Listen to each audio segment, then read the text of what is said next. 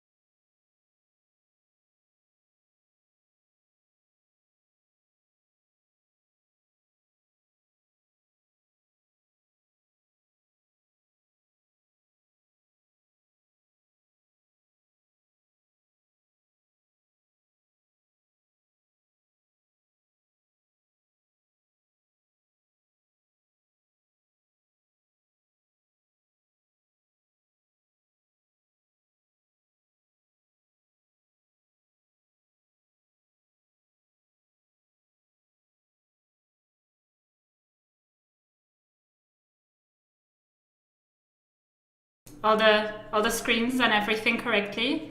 Let me know in the chat if everything works fine. I'm Kristin. I'm a content developer at Unity, and I'm gonna be your host for tonight's event. We're gonna use the FPS Microgame to level it up and use the creator asset bundle to do that. The stream is aimed at complete beginners, and we hope we can have some fun with you, build up this template a little bit so that you can hopefully share this in the end with your friends. But of course, I'm not going to be doing this all by myself tonight. I'm going to be joined by my lovely coworker Elena, as well as two of our community creators, which are Hugo from the channel Code Monkey and Eleonora. So guys, please introduce yourselves quickly to everyone watching, and then we can get started. Hugo, do you maybe want to tell us who you are for a second? Hey everyone, so my name is Hugo and I run the Code Monkey YouTube channel where I do a bunch of tutorials on all kinds of different topics, all of them using Unity and writing code in C#. Cool, thank you. Eleonora, would you tell us a little bit about yourself? Yeah, of course. Hi, everyone. My name is Eleonora, and I have a YouTube channel where I make Unity tutorials, shader tutorials, and I talk a little bit about women in game dev as well.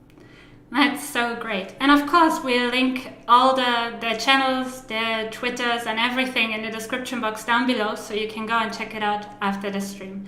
So, Elena, would you tell us quickly who you are and what you do at Unity? Sure. Hi, everyone. I'm Elena, and I work with Kristin here at Unity. And on my day-to-day, I actually get to work with super talented people like Hugo from Code Monkey, Eleanor, Brakis, and many, many more. We actually have been seeing a lot of you shouting out your favorite YouTubers in the comment section. So it's really great to hear that you are here and you follow some of those amazing content creators. And so today, as Kristin said, we are doing another beginner jam. You guys may have seen we've done a few of these before. And these are really just catered to, either absolute beginners or if you have been playing with Unity but aren't exactly feeling like you got this. We will actually walk you through step by step. And hopefully by the end of the stream, you'll be able to have a super awesome FPS game that you made all by yourself just by following along. So there is a description section of the video, or of the live stream rather, that has all of the instructions. So if you guys haven't already followed them and you want to jump in and do it now, it's perfect time. Go ahead and do so. But we walk you step by step as to how to get started and how to get prepared. So to fully follow today's stream, you actually will need to use a paid game asset. However, there is a free asset available, and it's called Sci-Fi Industrial Level. We will link you guys to it, so you don't need to purchase assets if you aren't able to do so. And then essentially your game will look just a bit different because you'll be using a different sets of assets. And of course, every time we do these streams, guys, we have awesome prizes for everybody who watches. And today we're giving away 5 gift cards to the Unity Gear Shop. They're $50 each. And we also were super lucky, and we had Hugo from Code Monkey give us 10 Steam keys for one of his previously published games that was also made in Unity, and it's called Game Corp DX. Hugo, thank you so much for providing those. Sure. So guys, we will be giving away prizes about every 30 minutes or so, and we'll be, changing between who is going to pick the next winner. And here is probably the part that you really want to hear. So you might ask us, how do I actually participate in, in this? So to enter to win, all you need to do is to share some photos or screenshots on Twitter or Instagram with us. And let us know, what are you currently doing? Are you following along? Are you, modifying it just like we are? Are you, using different assets and modifying this FPS microgame template? So when you share those, don't forget to use a hashtag #YourFirstGameJam and tag Unity, whether you are on Twitter or on Instagram, and we will be checking out the feed and picking the winners every 30 minutes or so. Now, guys, you have amazing Kristin, you have Eleanor and Hugo, who are all Unity pros. They'll be putting on their beginner hats on today. So if you run into some issues or questions or feel stuck, don't forget to ask in the chat. And I think we also have some amazing community contributors today too in chat answering questions. I think we may see Sebastian Lag pop in as well. So ask us questions live and we'll be happy to help. And without further ado, let's get started. And Hugo, do you want to teach Kristin how to get the assets imported into the editor? All right, sure, thanks. Okay, so let's get started. Start by importing some really cool assets so that we can build out a really nice level. Yeah. So, Kristin, if you go ahead and open up the browser tab to the FPS Creative Bundle page. Yes, there we are. Okay. And in there, you can see all of the various items included in that bundle. So there's a bunch of sci-fi sound effects, a new weapon, a bunch of props, and we have the Snaps prototype pack. So that's exactly what we're going to be using in order to really spice up our level. So go ahead and click on that one. Okay. And now in there, if you right on the right side, you see a blue button, and either it says add to my assets or it says open in Unity. So go ahead and click on that one. Okay. So And here now it is. right away, you see the package manager open up in Unity. Yep. So there on that window, on the lower right corner, you should be able to see two buttons. One of them says download. And if you haven't downloaded it yet, then click on that one and it will automatically download the package for that asset. And as soon as that one is downloaded, then the next button says import, and you can click on that to actually import the assets onto your project. Yeah, I have already imported it, but I'm going to click on this quickly just so you guys can see. Actually, I'm not, because that takes too long, but I have already imported it. Yep, importing takes a little bit, but just let it run and it goes. So that's pretty much what you have to do. Just import them and you'll get all of the assets included in that Snaps prototype pack, and it'll all be added to your project files. So now with the assets in there, now Eleonora, if you want, go ahead and tell Kristin how to add some really nice elements. Yeah, of course. So if you look into the folders we just uploaded, and in the Snaps folder, you can see a bunch of different props we can use. There will be roads and buildings. Yes, I have them here. Yeah, there are air cons, a bunch of cool things we can use. And if you want, you can use the little search bar in the corner, and maybe let's search for a building. Okay, let me do that. Okay, I see we have some already made prefabs here that we can just drag into our scene. Yeah. Let me set up this nice building in the middle of this big plane here. And we're doing that by simply just clicking onto it and then dragging it out. And then we can place it. And we have these gizmos here that we can use to move the buildings along a specific axis. So, Eleonora, can you maybe explain to me and to our viewers how we can rotate this? Yes, of course. If you look at the buttons at the top underneath the menu, you can see a little hand and then arrows and then a bunch of other buttons. Yes. So the first one would just let you move around in the scene, like the little hand. Yes. And then the second one would show up the gizmos again, which lets you move the building around in the scene. Mm-hmm. Yeah. The third one should let you rotate it. Okay, so now you see you can rotate the buildings around like that, and you can set them up in the scene to build your military base. Yeah, and if you want to have a really tiny building and a really giant building, you can use the fourth button as well, and that will let you scale it. Yes, so here you can scale it on the different axes as well. And you can make it really narrow if you want that. Let me go closer so you can actually take a good look at this. Yeah, so you can really change the shape of the buildings here. Cool.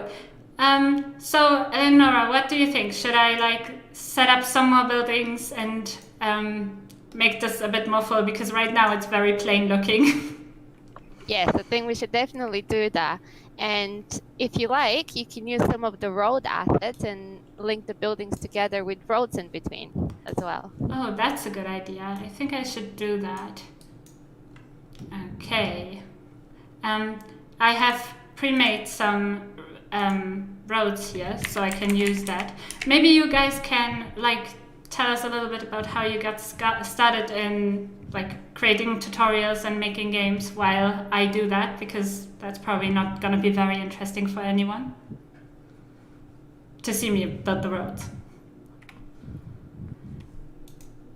Yeah, so Hugo, how did you get started? I think there are actually so many people in the chat that have followed your YouTube channel. But for those of you that don't know you, can you tell us a bit about how you got started, and then also how did you get to creating videos on YouTube?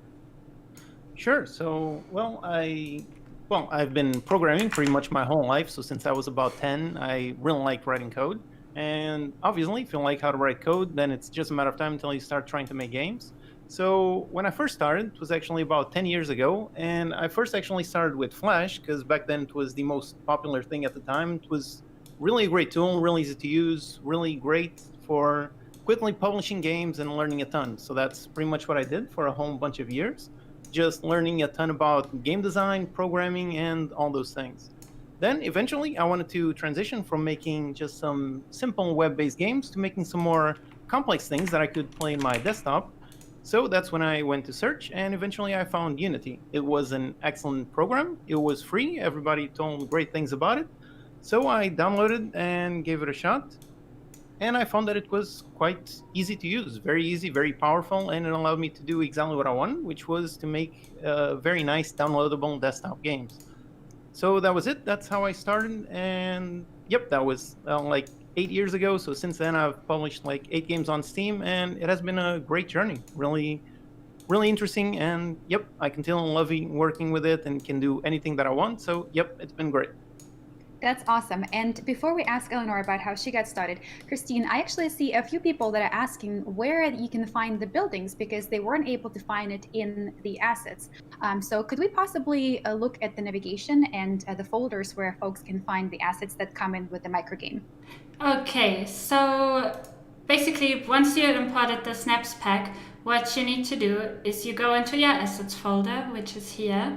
And then this comes as an asset store original because it is snaps. So if you click on that, then you go in here. There you have the props. There's the exterior military base. And then in there are prefabs, there are different things.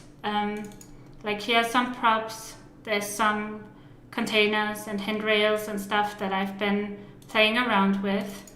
And then you also have structure where there's like this stuff for the garage, which this is built out of, and some lamps, different kind of things. But also if you struggle, and that's always super useful, if you struggle and you know what something is named, you can literally just type building in here and they should show up for you. That's my favorite shortcut, absolutely. Always use the search tool. Definitely. All right, and then we have one more question before we're going to move on to Eleanor's introduction. We had a few viewers that asked us if we could talk about a basic getting around the scene and how you select some of the objects. So I know that we've mentioned it really briefly, but maybe we could mention it again for those that just joined us, because we did have a brand new viewers hop on, and we have about 200 more people online now than we first started streaming. Oh wow, okay, of course I can do that. So basically what I'm doing is I'm using a mouse, and if you start with Unity, I'd highly suggest you use a mouse because that is the easiest way to get around. And I'm using my scroll wheel to scroll back and forth like that so I can zoom into stuff and out. And then I'm using the right mouse button to like a click, and then I get this little eye icon and I can like look around like that. Other than that, I can also hold my mouse wheel and then I can move left and right so I can easily navigate around the scene. Yeah. Really cool, thank you. So guys, if you continue to have questions, and even if you think they're, maybe super basic, so to say, right, this is exactly the right place and time to ask, because we are trying to get those that have never opened Unity Editor accustomed to how it works, and get you guys comfortable enough so that after we're done with the stream, you can actually open the editor on your own and start working on your own projects. So please ask us the questions, your questions in chat, and we'll be happy to answer. And on that note, Eleanor, we kind of cut you off because we wanted to answer some of the questions. Could you tell us how you got started and what made you want to create your YouTube channel and make tutorials? Yeah, of course.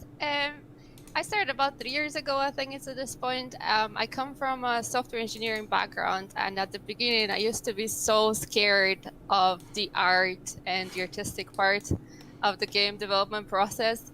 But I quickly found out about the asset store and all the free assets people make. So that was that was a huge bonus for me. I started my YouTube channel because I really enjoy being able to communicate with people. I really enjoy when people leave comments, and I have a lot of fun making the tutorials as well. That's really cool. And you guys, this was absolutely not planned, but Eleanor just mentioned the asset store, and I see a lot of you are asking about, how do I get a different building? I don't see a building when I look in the project and I search, as Kristin just showed us. So if you want to get a different building into the project, there are so many things that are actually available in the asset store. As Eleanor said, a lot of them are free. Now, of course, there is a number of premium assets as well. So you can choose from both free and paid. So if you are trying to follow along, but you do want your game to look and feel very different than what we end up having in the end, then of course you can always use the asset store too. That is always a great option. Now, Kristin, how are you doing there? We've been chatting for a while. That looks like a cookie there in the middle of the playground. Yeah, I thought this was appropriate. I don't know. It's getting around dinner time and getting a bit hungry, so I thought I'm going to put a cookie there. I have my circle of roads here that is circling my tower. So yeah, that's my very personal military base here. I will say, I don't think I've ever seen a military base either in Hollywood movies or in live that had a giant statue of a chocolate chip cookie, but I think I could get behind that. Thanks. Hugo, what do you think? Do you like it? It's interesting. It subverts your expectations, I guess. Yeah, I think so too. All right, so what should we do next, you guys? Well, I think we should maybe change some colors, because right now it's very gray. I think my cookie doesn't really fit with this color scheme. I think this is a great idea. We definitely need to get rid of this gray. Yes. So, Eleonora, could you maybe explain me how to do that? Yes, of course. If you look at the project tab, Yeah. and then if you go to the FPS folder, Yes. and then art, Yes. and then materials, and then level. Okay, I'm here. I see a bunch of different materials and they're all kind of gray and gloomy. So what should I do with them?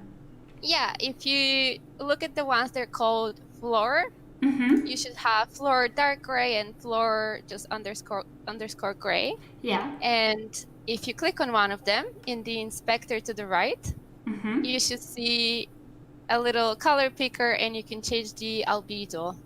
Okay, let's try and find a better color for that. Maybe the chat wants to suggest some colors. I mean, I always tend to go with pink, but I've been criticized for doing that before, so I think I'm going to go with a blue and see if I can find a prettier blue. Maybe like this. You have to match the cookie. Yeah, I mean, yeah, but I think blue is nice, right? Okay. Yeah. And let's go for the other one, maybe a different kind of blue. Okay. And so what's super interesting here is you can use materials like these for a bunch of different things. Like you could just put a cube in your scene and change the material. But you have settings here that you can change and that you can play around with that will change the look of it. So you could, for example, change the metallicness of this material, and this will change how it looks and how it responds to the light. So that's a super cool thing you can like try out and play around with and try to achieve the look you're going for.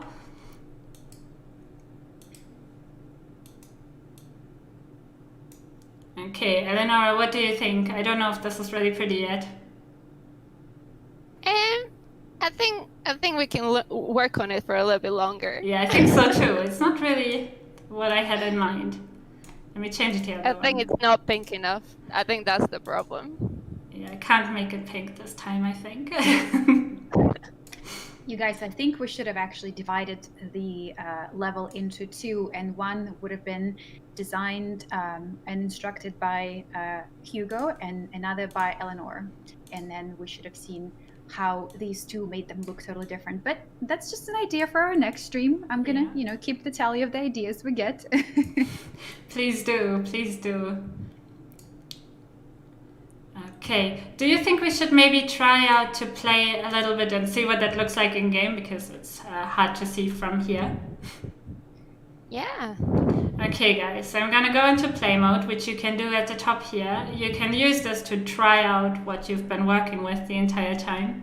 So I'm gonna, full disclosure, I've played this game before, so if you think I'm an FPS pro, that's why. No, I'm kidding, I'm really not. So let's see how this goes. Okay, here I am. I think actually if you look at it up close, this floor is kind of pretty. Look, it wants me to find my cookie. Oh. Okay. I think this looks good. What do you guys think? There's the cookies.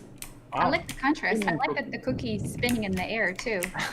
I found the cookie. Wait. It wants me to pick up all the cookies. How cool is that? Okay, guys, what do you think we should do next?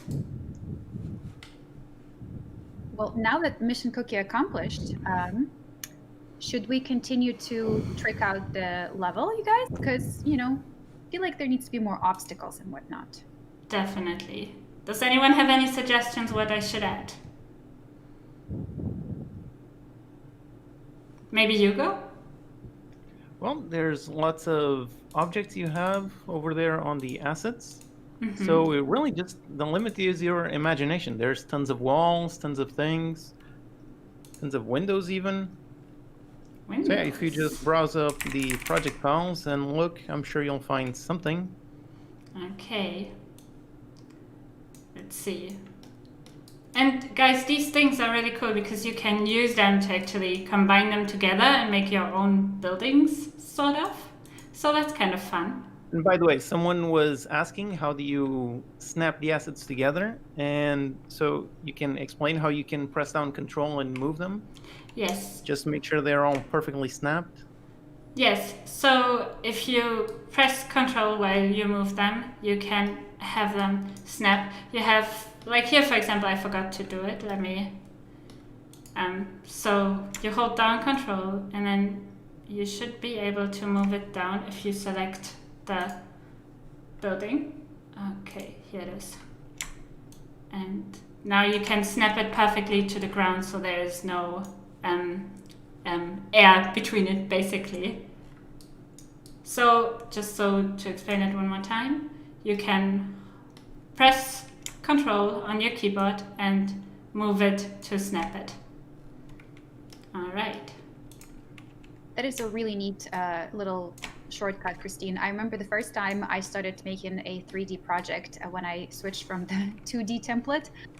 It all looked fine from one angle, but then I looked from another angle and I realized that my bridge actually was not snapping to the island, and the lake on the island was sort of floating because it wasn't actually snapped on to the surface. So it's a really, really neat tool, you guys. Super useful and easy to remember. Yeah, definitely, definitely. All right. I feel like, so since you've asked us for our suggestions, Christine, Yeah. I think we need more obstacles for our player to, to get through on the way to eliminating bots and enemies. So any sort of cubes that we can turn into like jumping obstacles or anything like that, I think would be super cool. Okay, let's try that out. And guys, also, as you're watching, please feel free to throw your suggestions and see, what we can implement too. What would your idea be? What do you want to see from us? Yes, please do. Okay, so let's see what else do we have available to us here to work with.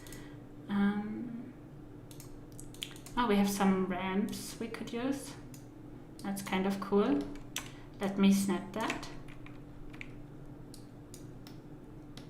And then we can go up there. Maybe we can make this a thing.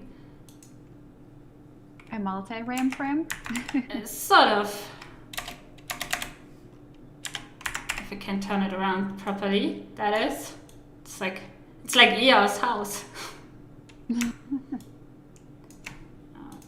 Okay. So what do you think, guys? Don't you think we should probably add some more buildings, right? And I really don't like my floor color. I think we should reconsider my floor color.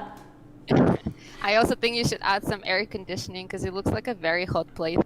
Yeah, I know. The skybox is very red, and there's lava on the floor. Yeah, there's actually some air conditioning assets as well. Oh, really? Yeah, so we can use them. Do you know what they're called so I can search for them? I think air conditioner. Okay, let's see. You can just type air and you can start finding them. Oh my god, they're really here. Look at that. Oh wait, that's not. That is great. I really want to use that. Okay, let's see. Just saw I snapped this wrong.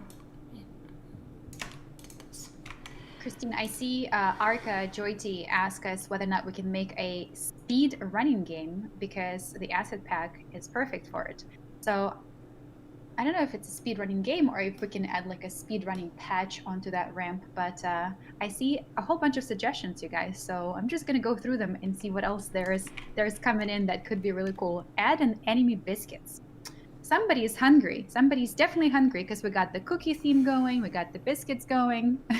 I mean, technically we could do that. We have the enemies, we could just attach the biscuit to them and then they can be a That's biscuit.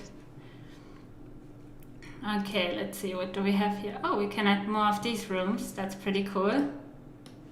Maybe we should turn this around. Hugo, what do you think? Should we maybe try and add some more enemies after I figured that out? Sure, yeah. We can... Yeah, you can find the enemies in the hierarchy, and the simplest thing would be just to duplicate one of those enemies. So you just find it, and they're called enemy_hoverbot. So you can either duplicate them in the hierarchy or just go through the project files, whichever one you prefer. Okay, and guys, if you're like struggling to find something because you've done what I've did and you basically just dragged everything in and now your hierarchy looks like this and you're not entirely sure where anything is, you can simply search in the hierarchy as well, and this will show you what you're looking for. So I just typed in hover, and then I have this hover bot here, and if I now don't, like imagine I wouldn't see this, and I don't know where exactly it is in the scene, I can then press F, and it will bring me really close to it. So right now you see all of these lines and symbols around it. That's because I've made Gizmos turned on. But if I like select less Gizmos, you'll see it better. Okay, so there's my hoverbot, Hugo. So what do I do with that? Well, you can leave that one there on the starting area because that one is pretty nice. And now just duplicate that one. So to do that, you can either right-click on the hierarchy, and then the menu shows up, and you can click on duplicate. Yes. Or another hotkey would just be simply hitting Control-D. So either one works. Okay, I made 2 copies now. So I don't know. Do you think if I have 3 at the beginning, it's probably gonna be a bit too hard for me, is it not? It's probably better to put them on that new level that you build. So you just added all those nice buildings. Now, yep, just populate them with some really nice enemies.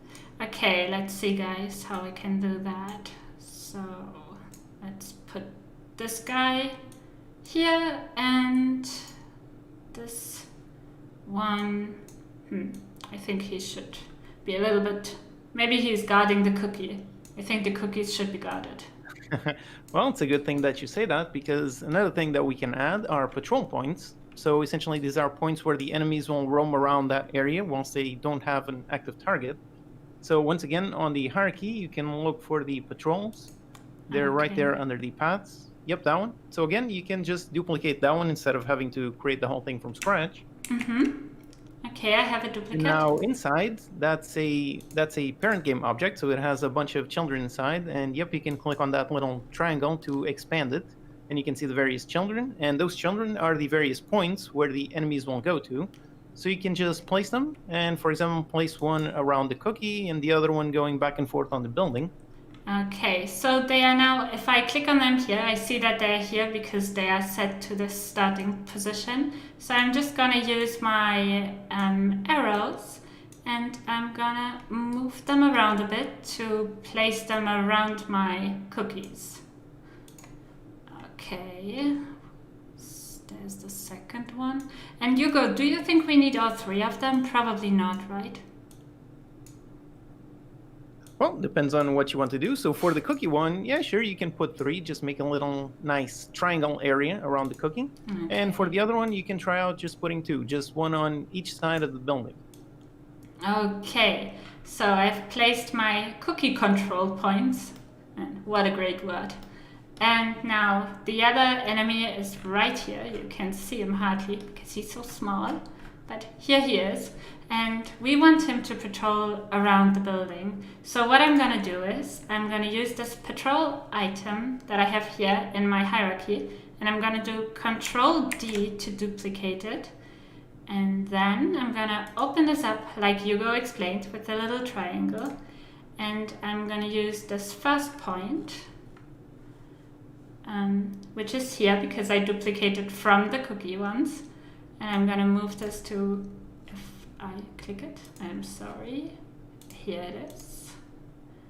I'm going to move this with the arrow to behind the building. And then I'm going to use this one and I'm going to move this to the other side of the building. And I think for this one we should just do 2. Yep, just put 2, just one on one side, one on the other. Okay, so I delete the third one. And then Hugo, can you tell me what I do to make sure that my new enemies follow these patrol points? Yep, so select the main patrol object, the parent object. Yes. And once it's selected on the right side, on the inspector, you can view the script that is attached to it. Mm-hmm. So that script, you can see that it has 2 properties that you can, once again, click on the little triangle to expand them.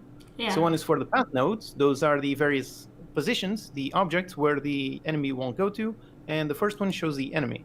So on the one that already has 3 path nodes, you don't need to take them since they use the transform from the path node objects.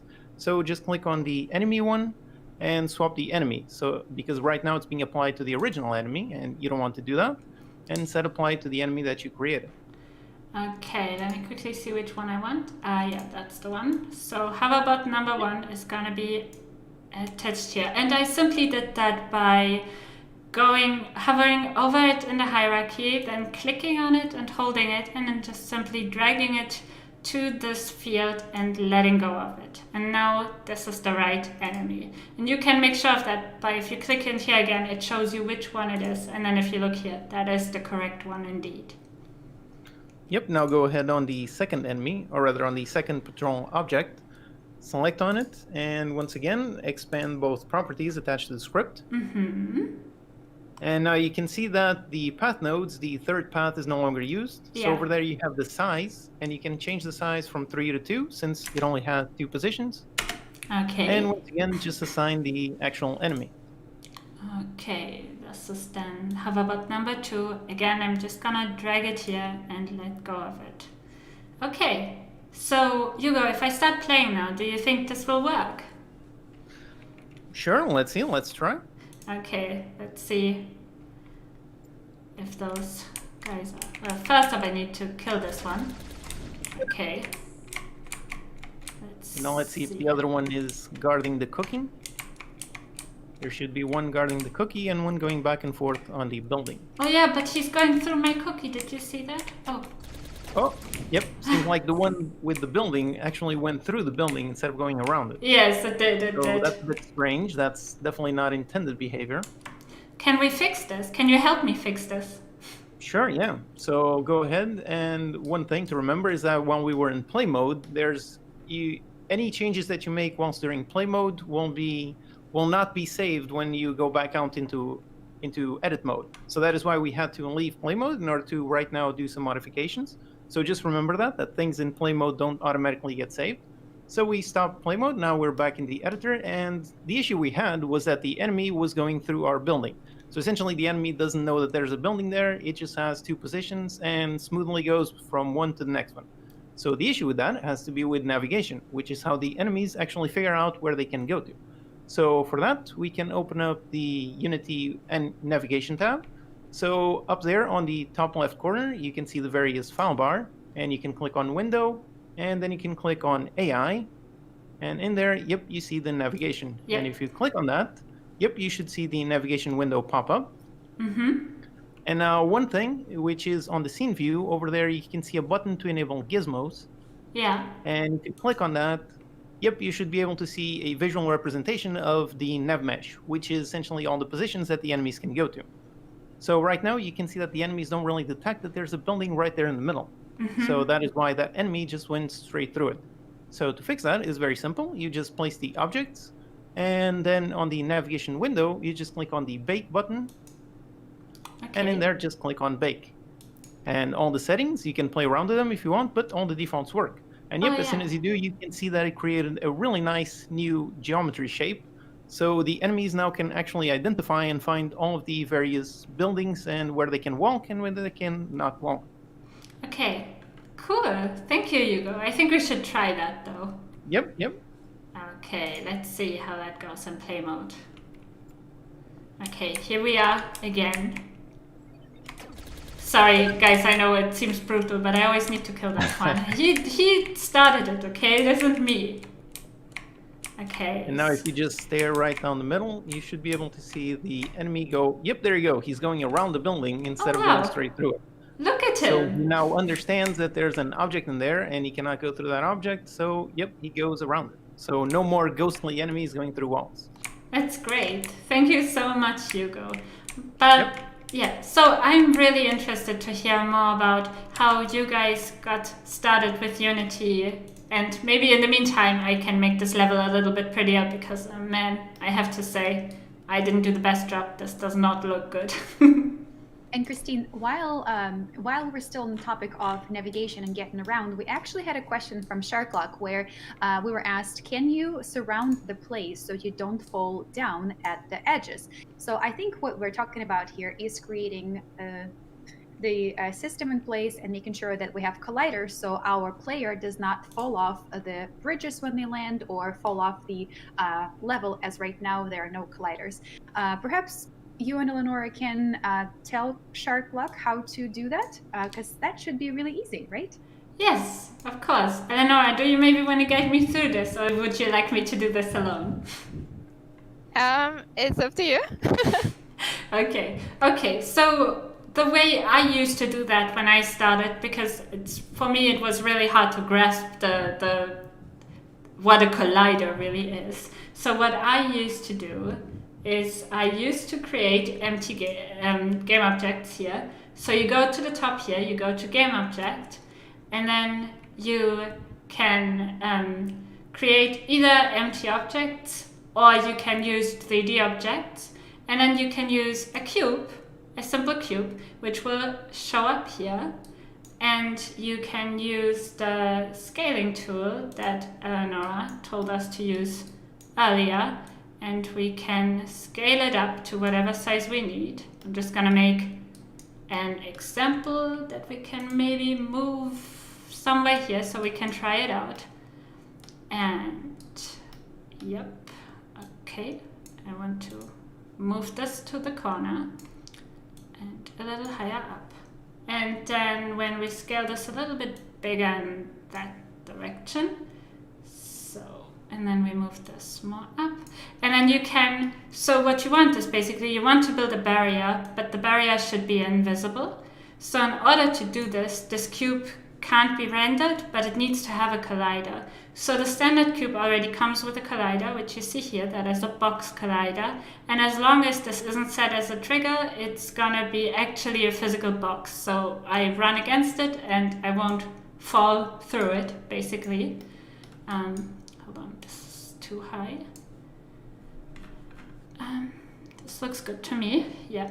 So, and if I don't want to see, like obviously you said you just want a border, you don't want to see this not very attractive looking cube. So what you can do simply is you can turn off the mesh renderer. And now it's invisible, but I won't be able to fall through.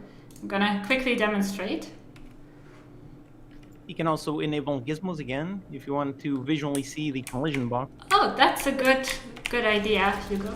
I'm gonna show that in 1 second. So here's my box, and now I can't fall through, but at one point my box should be over, and there I am, falling and dying, sadly. Yes, and what Hugo was saying is if I enable the gizmos again, I can see this green shape of our wall here now. And that's just the collider.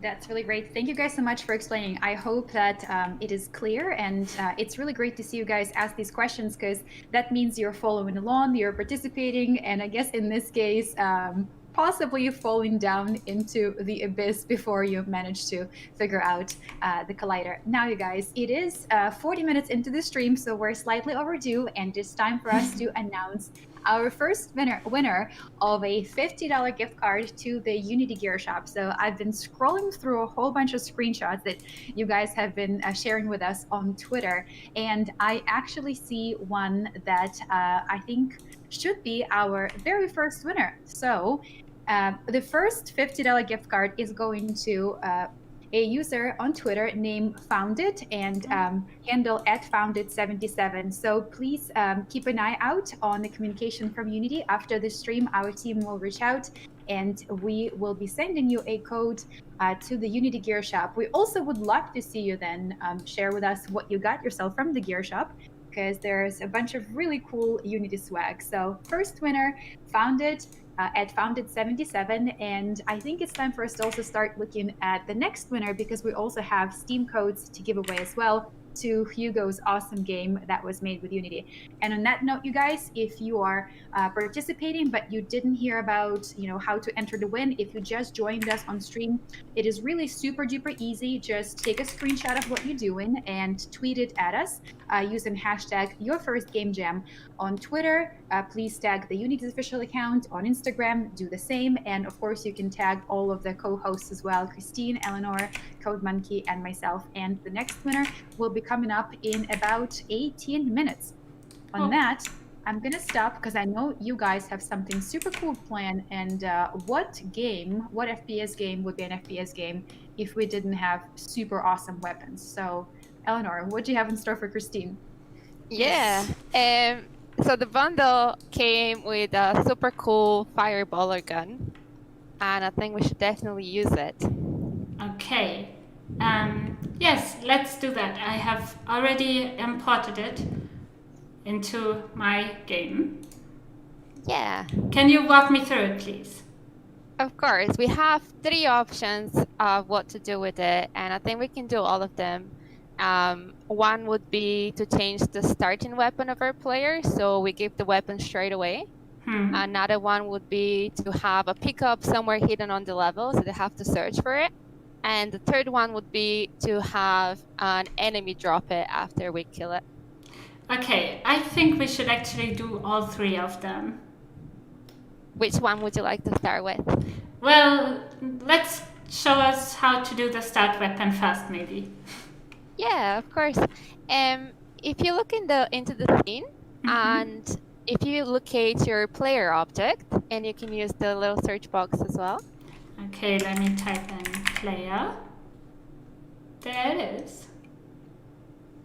I have it. And then and then if you look into the inspector, you can see a bunch of scripts attached to it.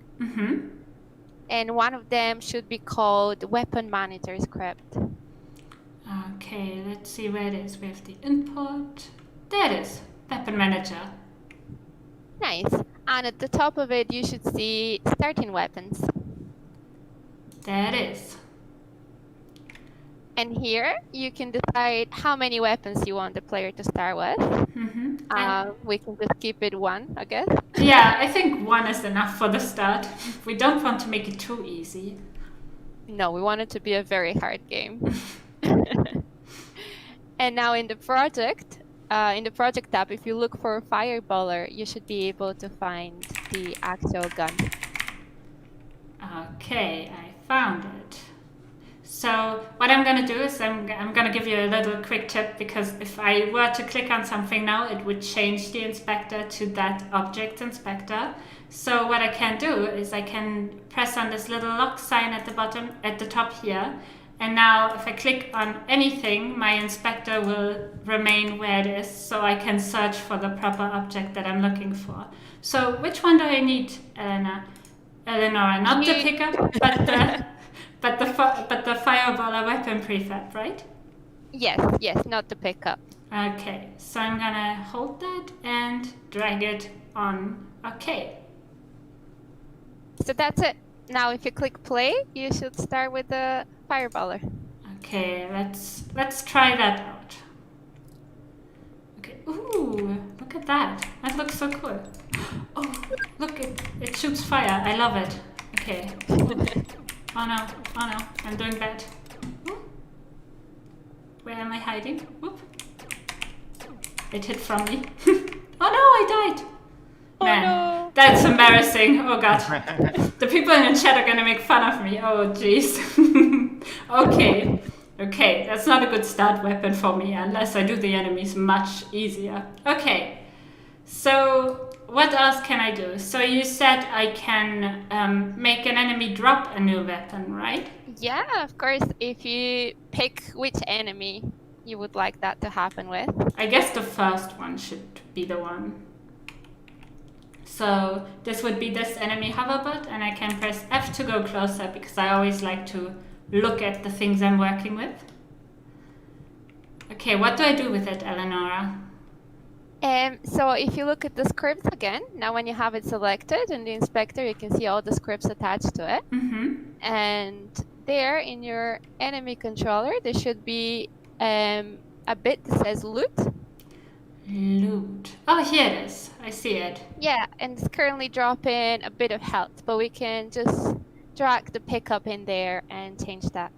Oh, that should be the pickup. Okay, that's this one here. And let me just drag that on there. Okay. Oh, but that's the fireballer. Maybe I should give it a different one. Are there different weapons in here? Yeah, if you just search for pickup in the project tab, you should find the rest of the pickups available. Let's see what else there is. Okay, this blaster thingy. Is that the start weapon? Let's see. Let me put that on here. The blaster. Okay, so I see there's one more. There's a shotgun. So where should we... I like the shotgun. Oh, really? Okay, where should we hide it? I think we should hide it now. Yeah, let's hide it somewhere. Maybe in that room you have at the end, or behind the building with the garage. Behind the building. Okay, let's do it here, right in between. I think that's a good point because you need to go by the cookie guard and the building guard there. Okay. So what do? Do I just place this? Yeah, you just place it the same way you place the buildings. You just drag and drop it into the scene. Oh. And then you can use the move tools and rotate tools and everything. Oh, okay, that's so nice. Let me tug it in a little bit. Okay. So, let's see. Should I try that fireballer one more time? But oh man, I hope I survive. I believe in you. Okay, well, you're the only one then. Let's see. Okay. Ha! Look at me go. Okay, so I think, yeah, I can now with the scroll wheel change the weapons because I picked up the new weapon. Okay. Let's look for my pickup. Oh, but first I need to... Where's the other one hiding? Ah, there he is. I'm an FPS pro, as you can see. Okay, I have 3 weapons. Cool. I like it a lot. What do you think, Elena? Do you like it? I was muted, you guys. Yes, I definitely am enjoying it. So, Hugo, what do you think? I know you're always very critical of my color selections, understandably so, but I do like the screen better. Come on, you gotta give me that, right? Yeah, I do think that it looks good. Okay. A bit of a sci-fi grass feeling, I guess. So a bit of grass, a bit of flying cookie. So yeah, it's an interesting theme. And over there you have just a random window. Yeah, sure. Looks unique. Yeah. Kristin, I saw people ask us in chat whether or not this was inspired by Doom. I mean, I don't know. Is there a cookie in Doom? I don't recall one. I don't know. Hugo, you actually just recently made a video about making a Doom-like game in Unity. Were there any cookies involved? I don't think there's cookies, but there certainly is a really awesome shotgun. So that one is very well placed there. Yeah. Yeah, that's right. And actually, Nice. speaking of the shotgun, Christine, Damien Heaton said it would be really nice to make a single object glow like a fire gun. Could we possibly make our shotgun or the flamethrower kind of glow? I think flamethrower could glow. That'd be really cool. Kind of goes with the theme of fire. You think? Yeah, I mean, technically we could do that. We could use some post-processing on that or that's something right. like that. So I suppose I think we may talk about post-processing later. So Yes. and if you want to stick around, we'll address that question, just not right now, so we sort of don't jump ahead of ourselves. So, but do stick around. Yes, please do. Okay, guys. So I think now that we have this green grass here, this looks a little bit misplaced with the background. What do you think? Should we quickly jump in and just change the skybox to make it look a little bit more happy and not so dark? I Sure, would yeah. vote yes. Yeah. Okay, so I downloaded a skybox, a free one from the asset store beforehand, because I think it's very important. Like, I know we use this bundle right now, and if you want to have exactly the same assets that I do, you need to download that. But you can also find a lot of free things on the asset store. Maybe, Eleonora, do you want to explain us how to change a skybox? Yeah, of course. We can do that Okay. together. Great. Do you have any skyboxes pre-prepared that we can use? I think I actually do. Let me search for skybox and see. There's this one that comes with the, and I think here is one. Let me see. These are just materials. Okay, these are skyboxes. We have those 4 options. Oh, I really like them. Yeah, me too. I think they're so nice. Okay, so what do? I need to go to lighting, right? Yeah, it's very easy. If you just go to the menu at the top, Yes. and then you go window, Yes. and then rendering, and Ah. then lighting settings. Oh, I see it. Okay, and it opened on my other screen. Sorry about that. Here we go. Oh, so here I see skybox. So Yeah. I could probably just drag this, but I can also use this little O, and it will open a new window on another screen. And here you go. So here's Sunny 01A and Sunny 01B. Which one do you like more? The second one. Good. Me too. Okay. So now we have this set up and we have some... Man, it instantly looks like a different game, don't you think? Yeah, it makes a big difference. Hugo, what do you think? Is this better? Come on, be proud of me now. No, it doesn't look good. It doesn't look very lively, very happy and jolly. Sure, yeah. Okay, I need to see it in game. I'm sorry, I just have to. I have to jump back. Look how nice this is. Ooh. Yeah, just go to the right side, and over there you can appreciate the sky. Oh, hold on. I needed to kill the guy first. You know how I am. Okay, chat, what do you think? Do you like this a bit better? I guess. I mean, the walls are still kind of great, but I mean, apart from that, it's better, right? Someone be proud of me, okay? Elena, what do you think? I mean, I will agree with Hugo. I think just changing the skybox made the game feel and look completely different. In the beginning, I was definitely getting like a hardcore FPS vibes, and now I feel like I am in an Animal Crossing meets your favorite shooter. So it's kind of interesting. Somebody call Nintendo. That's a great idea, Elena. But I think I don't know. I think this is like a cool way to see how you can really make this your own. And I'd love to see what you guys come up with, like if you actually work with this and like how you change it. And there's millions of assets you can use, and yeah, you can really make it your own. Okay. That's right. And Christine, we're coming up on an hour of us being live, and that means we're almost right around the time of selecting the next winner. So I actually asked Hugo to pick the next winner, and then Eleanor will go next. Hugo, do you happen to have an eye on someone who's been sharing what they've been doing by following us along? Sure, yeah. I was watching Twitter with the hashtag EuroFirstGameJam, and there's a really interesting one by Jacob Nightingale at Jacob P. Knight, who seems to be having a bit of trouble with too many bots, but it looks like a really interesting level, so just keep at it and it'll look great. Yeah. Oh, that's so That's nice. awesome. Thank you so much for Congratulations.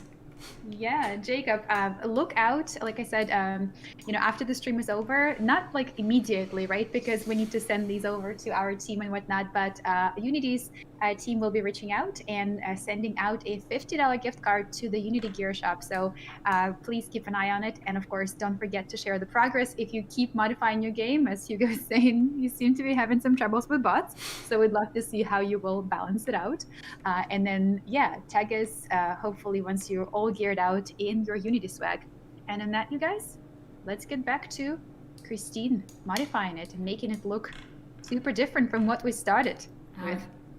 Okay, that's great. So you guys, I don't know, man, this corner is still so empty. I'm gonna add some buildings here and like I'm gonna play a little bit around with what I have in my assets here. But I'd like to hear, Hugo, can you maybe talk a little bit about your games and like, I don't know, do you have something new coming up or are you working on something? I'm really interested to hear more about that.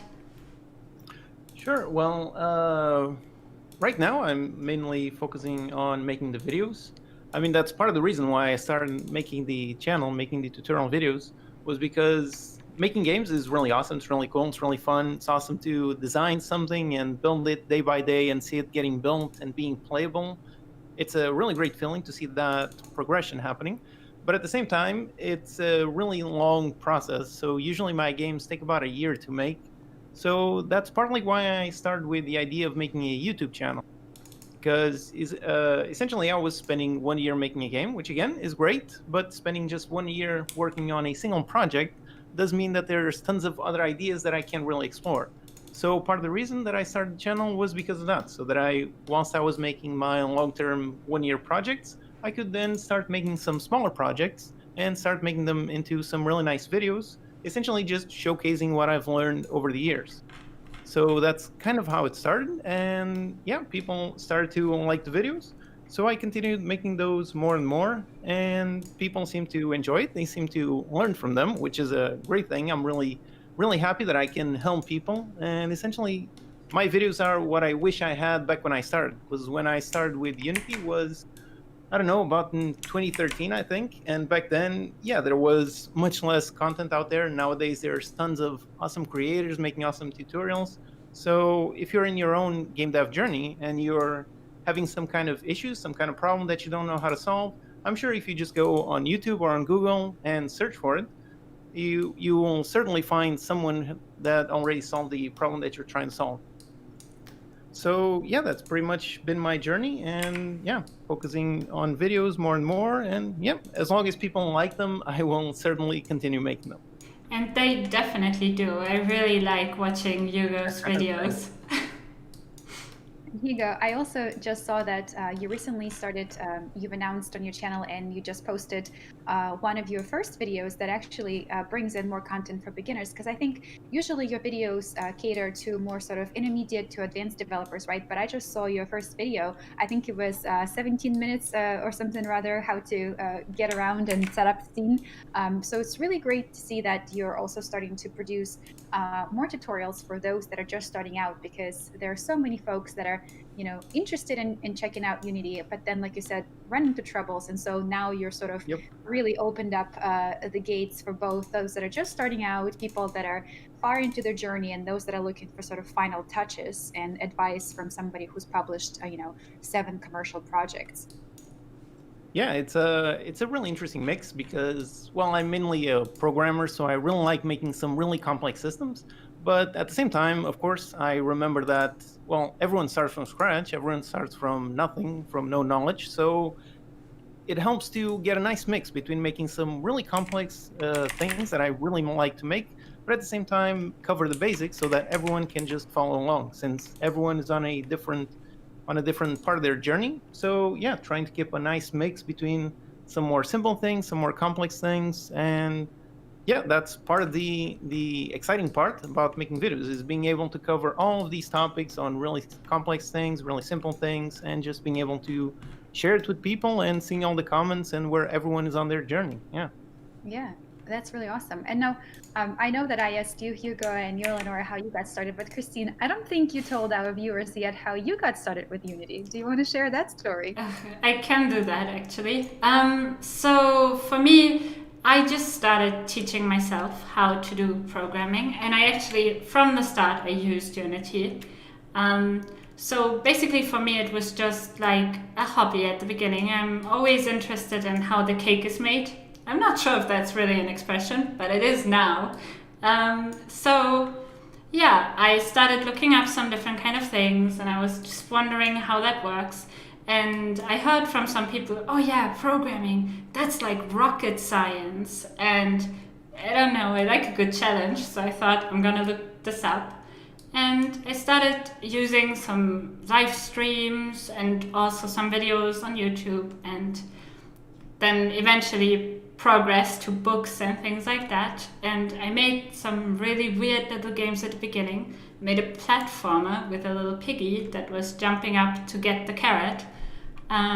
Yeah, so basically I learned by doing, and I think that's kind of the cool thing about Unity. You can basically jump in, try stuff out, you can find a bunch of resources, and like just really try it out. It doesn't matter if it doesn't turn out great always. I mean, at the beginning my stuff looked terrible, like it wasn't good.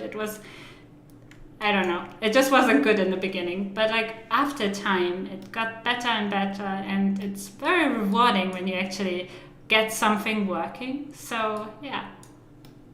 Definitely. And I love hearing you guys share these stories, right? Because we have three people here that are very technical. Eleonora comes with a software engineering background. You know, Hugo had coding experience, and you came in and sort of, you know, started teaching yourself how to program without having any sort of classical education and going to school for this, right? So I think anyone who starts out with Unity, and as you said, you were told by people that programming is so hard, it's basically rocket science and whatnot. I think so long as you have a desire to learn, there are so many resources now, right? Just between the people here on stream having, you know, access to their incredible content, to all of the tutorials, all of the documentation, and really, you know, I would love to hear from people in chat. We have about 500 people watching. Guys, can you share with us in the chat whether or not you actually studied programming or game development in school, or if you're a hobbyist and, you know, had to teach yourself? Because you know, everybody learns differently and everybody comes with different backgrounds, but in the end of the day, we all are here because we love games and we want to make one. So please tell us in chat, guys, if you come with, you know, classical training, if you went to school for programming, game design, you know, web design, anything like that, or if you're just here because you want to learn how to make a game and you don't have any sort of, you know, official school training. Would love to hear from you. Yeah, definitely. So you guys, I think I mean, this was pretty full now, I'd say. As you can see, I changed a little bit the colors of things. I made it, I don't know, I think I gave it a bit of a different feel.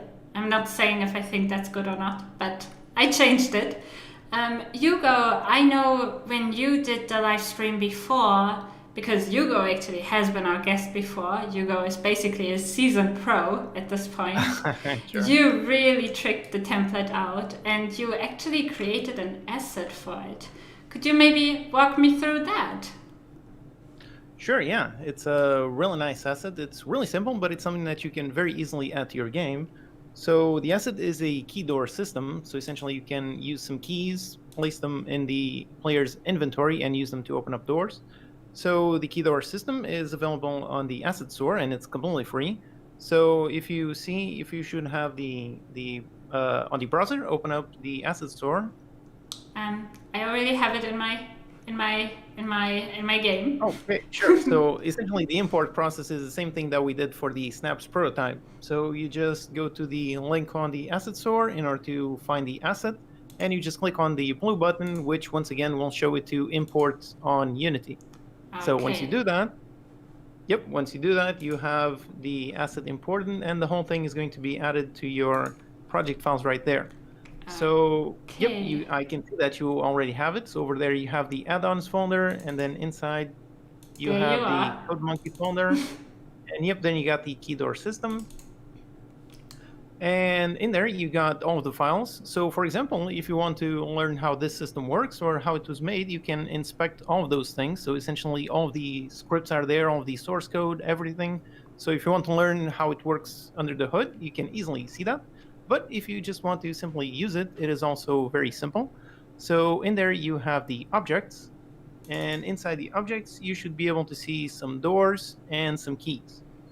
So, Yeah. for example, those prefabs, you can see that some of them are entirely in blue and some of them have some dashes.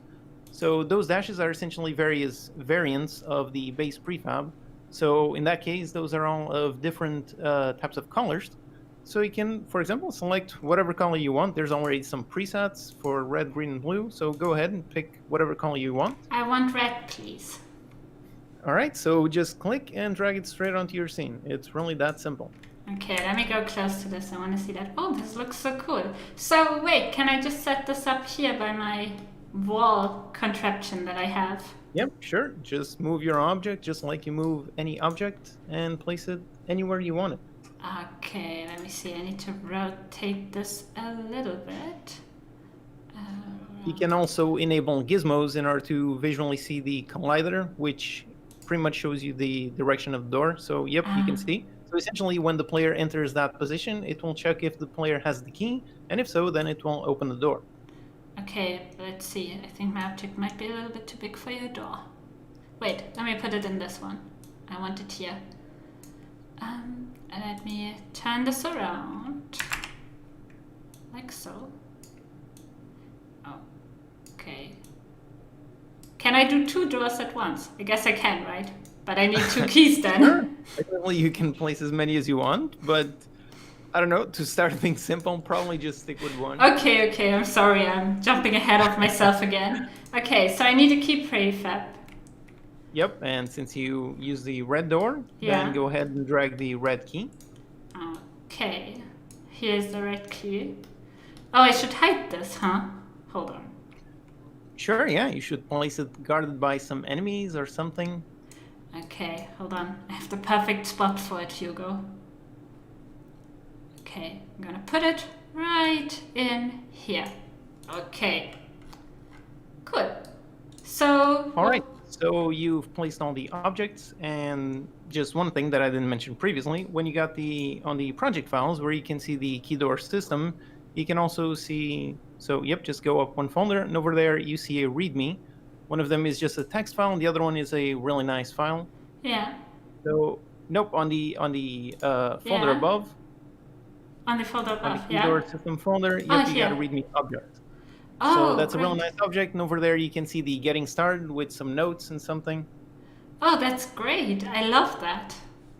That's really so useful. Over there, if you look at those, you can see that, yep, first you drag the key, you drag the door, and then we have to select the player game object to add the door key holder script. So that's a script that's actually going to hold the keys. So go ahead and do that. Let me search for my player again, because my hierarchy is pretty full at this point. Here it is. And then to add a script, I'm gonna just make those all small so I have more space. There's a lot going on this player. Okay, and then at the bottom I do add component, is that right? Yep. And then what am I searching for? You can just type key and it should show up. Key, okay. And there you go, you got the door key holder. So that's the script that holds the actual keys. Okay. And now, technically the system works just like this, but we can also add a nice little indicator on the UI. So if you go ahead and select the canvas on the hierarchy. Okay, let me search for my canvas. Oh, there's more than just one. Let's see what each of them is. Well, you can also just visually move the camera around the scene or to click on it and be able to see. Because, yeah, I think each of the enemies has a separate canvas. Oh, yeah, that makes sense. That's the main one, you can see it. Yeah. Okay, so what do you want me to add? You want it on the main one or on the HUD? Just on, I believe it's inside the HUD that all those elements are placed. So if you just select it. The HUD? Yep, just select it and click on the X on the search so that it goes back to the normal state. And now you just drag, there's another object prefab for the UI. So if you go onto the objects folder. Objects. And inside you see the door key UI. Mm-hmm. And I just drag that onto my hub. Yep, just drag that straight onto the HUD. Okay. And you should be able to visually see the key in your UI. Yep, there you go. There it is. Now, if you want, you can position that element anywhere you want, or you can just leave it on default. Sure, whatever. It's up to you. I like it there. And now in that script, you can also see that it has a field for the door key holder. So we need a reference to our player. So if you just go ahead and drag the player reference straight onto that field, and everything should work. Okay, here's my player, and there it is. Cool. That was so simple. Sure, and once again, you can just look at the README in order to see the instructions. And there's also a demo scene included, so if you want to see the whole thing already set up, you can try to see that. And once again, that is usually the norm for any asset that you get from the asset store. They normally have a README with some text telling you how to get started, and usually they also have a demo scene. So any asset that you download, you can easily see how to use it in your own games. Yeah, that's true. Okay, cool. But I really want to try this out, Hugo. Sure, yeah, go ahead. Okay, let's see. Okay, so here we are. Need to burn him. Right, so now first try going straight to the door without picking up the key, just to see that it won't open. Okay, let's see if You can I already can. visually see the key there. Yeah. But yeah, just ignore and go straight for the door. Okay. Here I am. Door. And if you approach it, nope, nothing happens since you do not have the red key. Excuse me, Hugo. I need to burn this dude. All right, sure, yeah. Okay, hold on. Wait, I think I have this. Yeah. Yep, just take out the one guarding the key and just pick it up. Okay. I have So the yep, key. you can see on the UI that you picked up the red key. And now if you approach, yep, there you go, really nice animation. It opens the door, and yep, there you go, you can go through it. Would have probably been cooler if I would have placed the door in the correct order, the correct rotation, but okay. Sure, yeah, you can place it in any way you want and do anything with it, sure. Okay, that's so cool. Thank you, Hugo. And So you that's an example of a really simple asset, so you can try out tons of them. And if you like it, you can also check out the various mods on the FPS Create and Learn page, which they also help you add more elements to your games. So you can just get them pre-made assets or do some mods to learn how the whole thing works. Yeah, thank you so much. And you guys, speaking of more elements and more assets, right? I mean, we have some bots, right, that are part of the game, and I feel like we're still missing like the final boss stage. So should we get a little creative and maybe use one of the rooms that we have in the level as the room where we have to come in after we unlock the door and face the boss? Now, I know I'm throwing a lot at you, but I feel like it's probably the most anticipated part of the game, right? The final face-off. Okay. Kristin, how do you feel about that? Well, I'm scared. I mean, I'm hardly managing to kill the ones that are there. But as you saw, I mean, I didn't do great. But I think, look, guys, we have this room here preset. There's the big guy in there. And, I mean, okay, I'm honest, I avoided it. So maybe we can set one of Hugo's doors here and, like, make this room a little bit harder. What do you guys think? Good.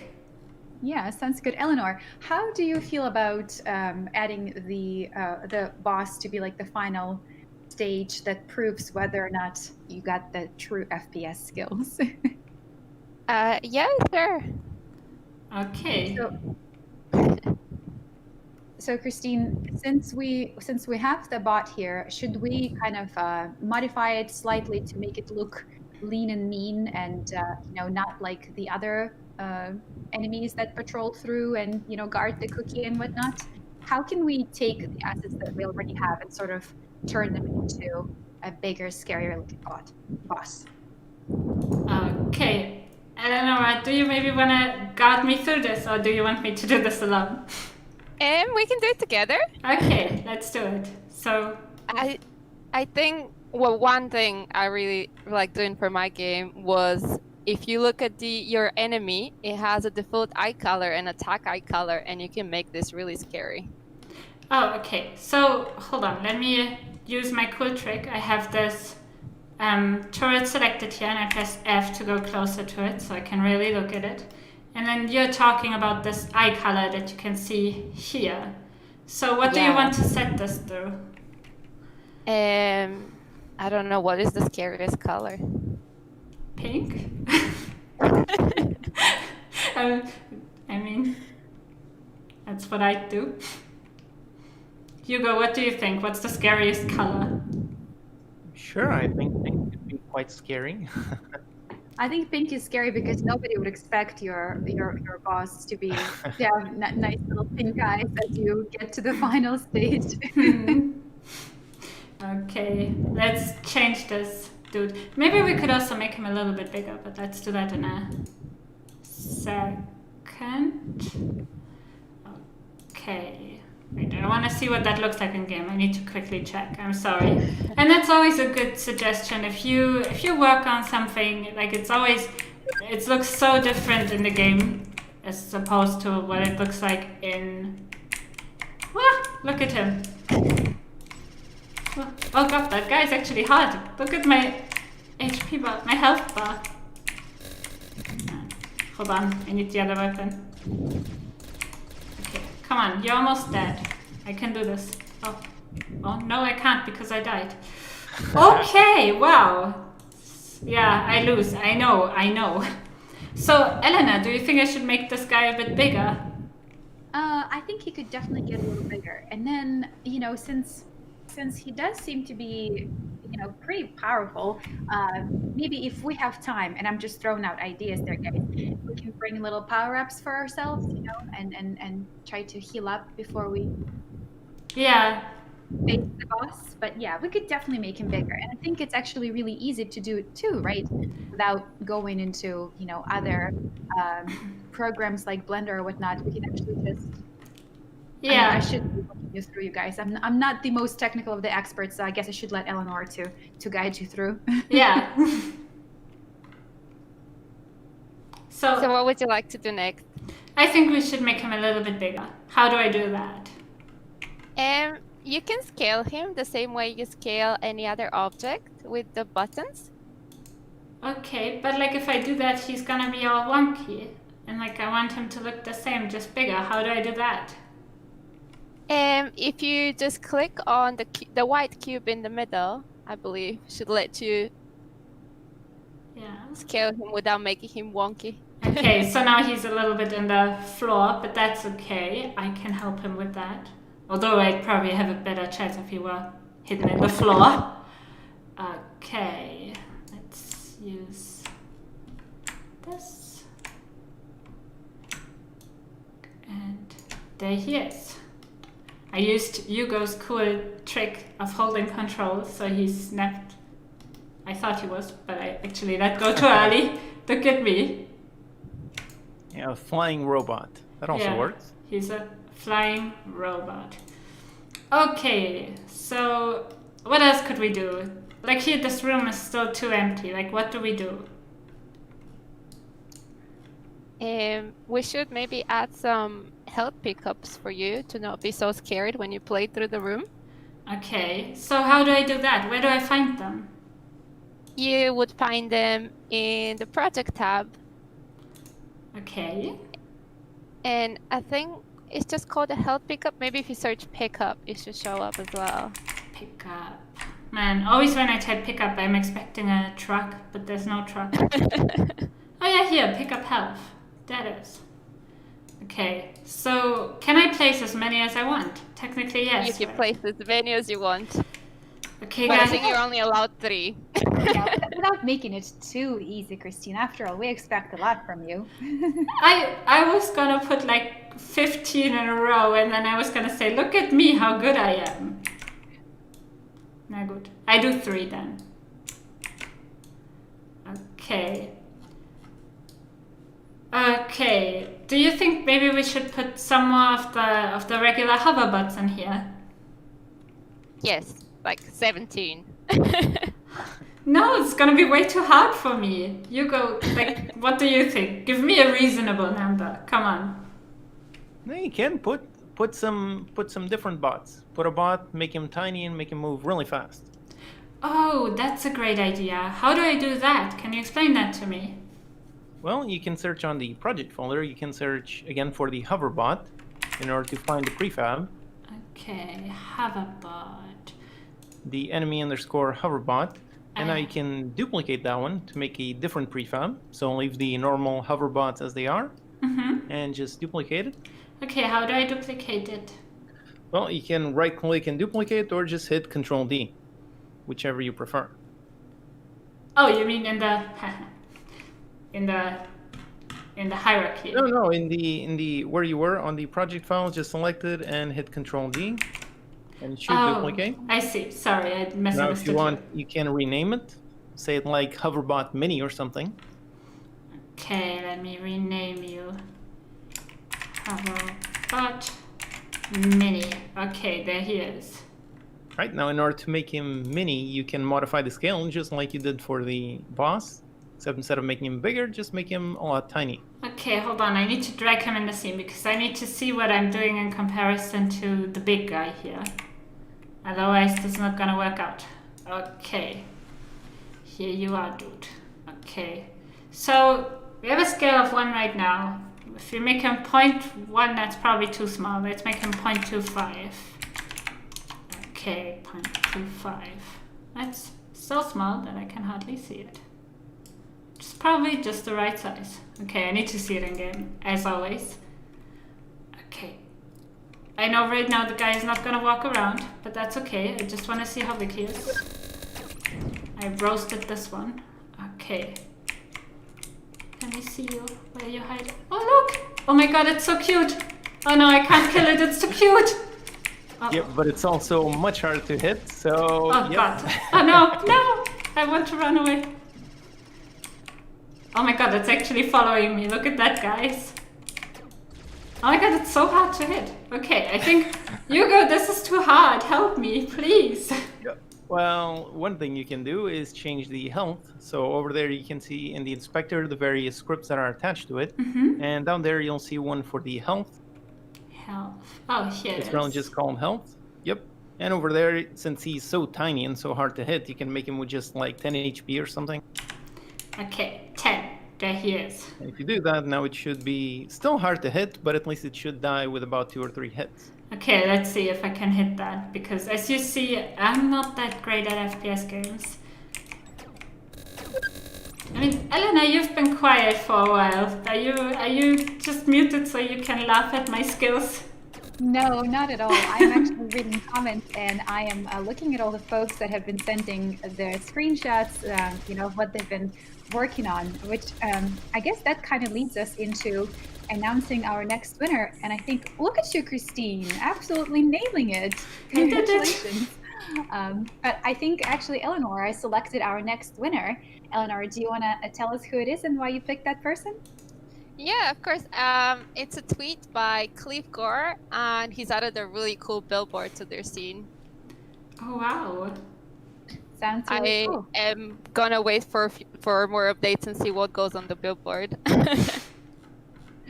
Thank you so much for picking, and Cliff, we will reach out after the stream and send out a code to a $50 gift card to Unity Gear Shop. With that, we have 2 more gift cards to the Gear Shop, and we actually are going to start announcing the winners of Hugo's Steam codes for one of his games that he made in Unity, you guys. So next winner coming up in a few minutes, and that'll be a winner of the Steam code, courtesy of Hugo from Code Monkey. Wow, that's so great. Congratulations. Sure, thanks. I hope people like the game. Now, Kristin, just one thing where you were editing that one. Just one thing to note about how prefabs work, which is the way that you did was you drag the prefab onto your scene and then you modify the values. And if you look at the values that you modified, for example, if you look in the inspector on the health, you can see that it's actually written in bold. That means that that value is different from the one stored on the prefab. So for example, if you were to drag another Hoverbot mini prefab, it would not have that health. So if you want all of them to match that health on the prefab, Then you go up there on the inspector. And yep, you click on the overrides. And you can see those are the fields that have been made different from the base prefab. And you can click on apply all in order to save those changes back into the prefab. Oh, that's so great. And yep, that's great. So just one more thing, just to make the tiny bot really cool, which is you can also increase the speed. So down there's another script for the nav mesh, which like we saw previously, the nav mesh is how it stands for navigation mesh, which is how the objects actually find where they can move. And over there you can see the speed. So for example, modify that one to something like 20. Ooh, 20! And now you Sure, yeah, 20. That's the whole point. It's to have a really tiny, really fast enemy. So once again, it's written in bold, so you can now go ahead and override. Apply all. And once again, the whole point of this thing was to add more enemies. So now go ahead and drag some more prefab instances over there onto your bot. Oh, so you can either drag the prefab instances or just duplicate that object. Okay, I have it selected and I do Control D, and then I can move it because it's gonna be spawned at the same position where the duplicate is. Okay, man, how many do I have to do, guys? Not 20, come on, be reasonable. Give me a chance. Try just with those two and see how you go. And if it's still too easy, then go ahead and add more. You know, game development is all about iterating, so just add a bunch, try them. If it's too hard or too easy, then go ahead and modify it. That's a good suggestion in general, to always try it out and see how it feels. Okay. Oh god. Oh no, Hugo, this is too fast. Oh god, I lost it. Too fast and too small. In one hit, so... No. Okay, no. Hugo, no. Look at it! It's basically teleporting to me. Okay, guys. Okay, we need to spice up this room a little bit, though. These are cute and all, but, I mean, it's kind of plain. What can we do? Maybe it's some sound, some music to make it a bit nicer? Sure, if you want. Sound is obviously one of the very important things in making games. Sound, visuals, code, they're all very important. Mm-hmm. So do you still have the page open for the FPS Creator Bundle? And if you open it, you'll see that it contains the snaps packs that we've been using, but it also contains a bunch of sound effects and a soundtrack. So once again, just in case people missed the beginning of the live stream, let's go through the import process, which is you just click on it, and then it opens up the individual page for that asset. And then you can open it in Unity. Which one do you want? Do you want the soundtrack or the sound effects? Let's go first with the soundtrack. Okay, so let me open that. I have already purchased it, so I can just open it in Unity. And there we go.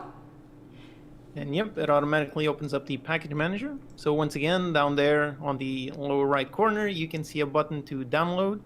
So if you hadn't downloaded it yet, that button would be clickable. So click on it, it downloads.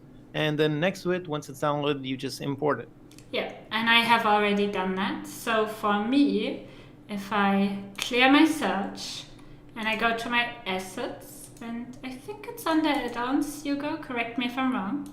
Yep, over there you should be able to see one of them is for the sound effects and the other one is for the soundtrack. Okay, I'm in the soundtrack. So what do I do with all of these things? So the soundtrack is actually really easy to add. The asset is really well prepared. So over there you can see that we have a prefab. Mm-hmm. So it literally is very easy. You just take that prefab and drag it onto your scene. Okay, that's all I have to do, nothing else.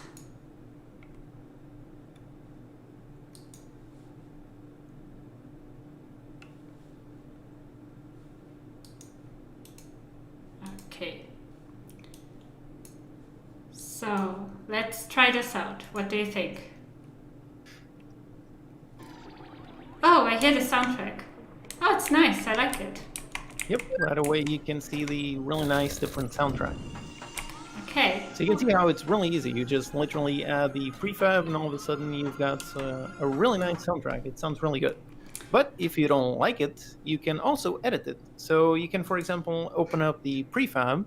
Yeah. And inside it. Okay, open prefab. here we go. Then in there, oh, sorry, actually, you can go through the prefab, but it's probably easier to go through the project files. Over there, you have the folder for the mixers, for the mixes, and So here are the mixes. Whoops. And yep, so you can open the mixer object, which essentially combines all of the various instruments. okay, here So it it's is. named SF Shooter Mixer. I have it, yeah. Yep, that's the one. So you can, for example, double click on it, and it will open up the audio mixer. And in there, you can see all the various mixer tracks, and you can adjust them. There's a little button. You can increase or decrease. So you can make your custom mix any way you want it. So for example, add some bass, then delete, reduce a bunch of the other ones, and yep, just go ahead, go crazy, do whatever you want. Okay, let me see. Okay, I think I want ghost bells louder. I don't know what the ghost bells are, but ghost bells sounds like something I'd enjoy somehow. Okay, should we give this a try? I changed a bunch of stuff, so it might Yep, sound go ahead. very bad now. Bear your ears, people in the chat. Okay, let's see.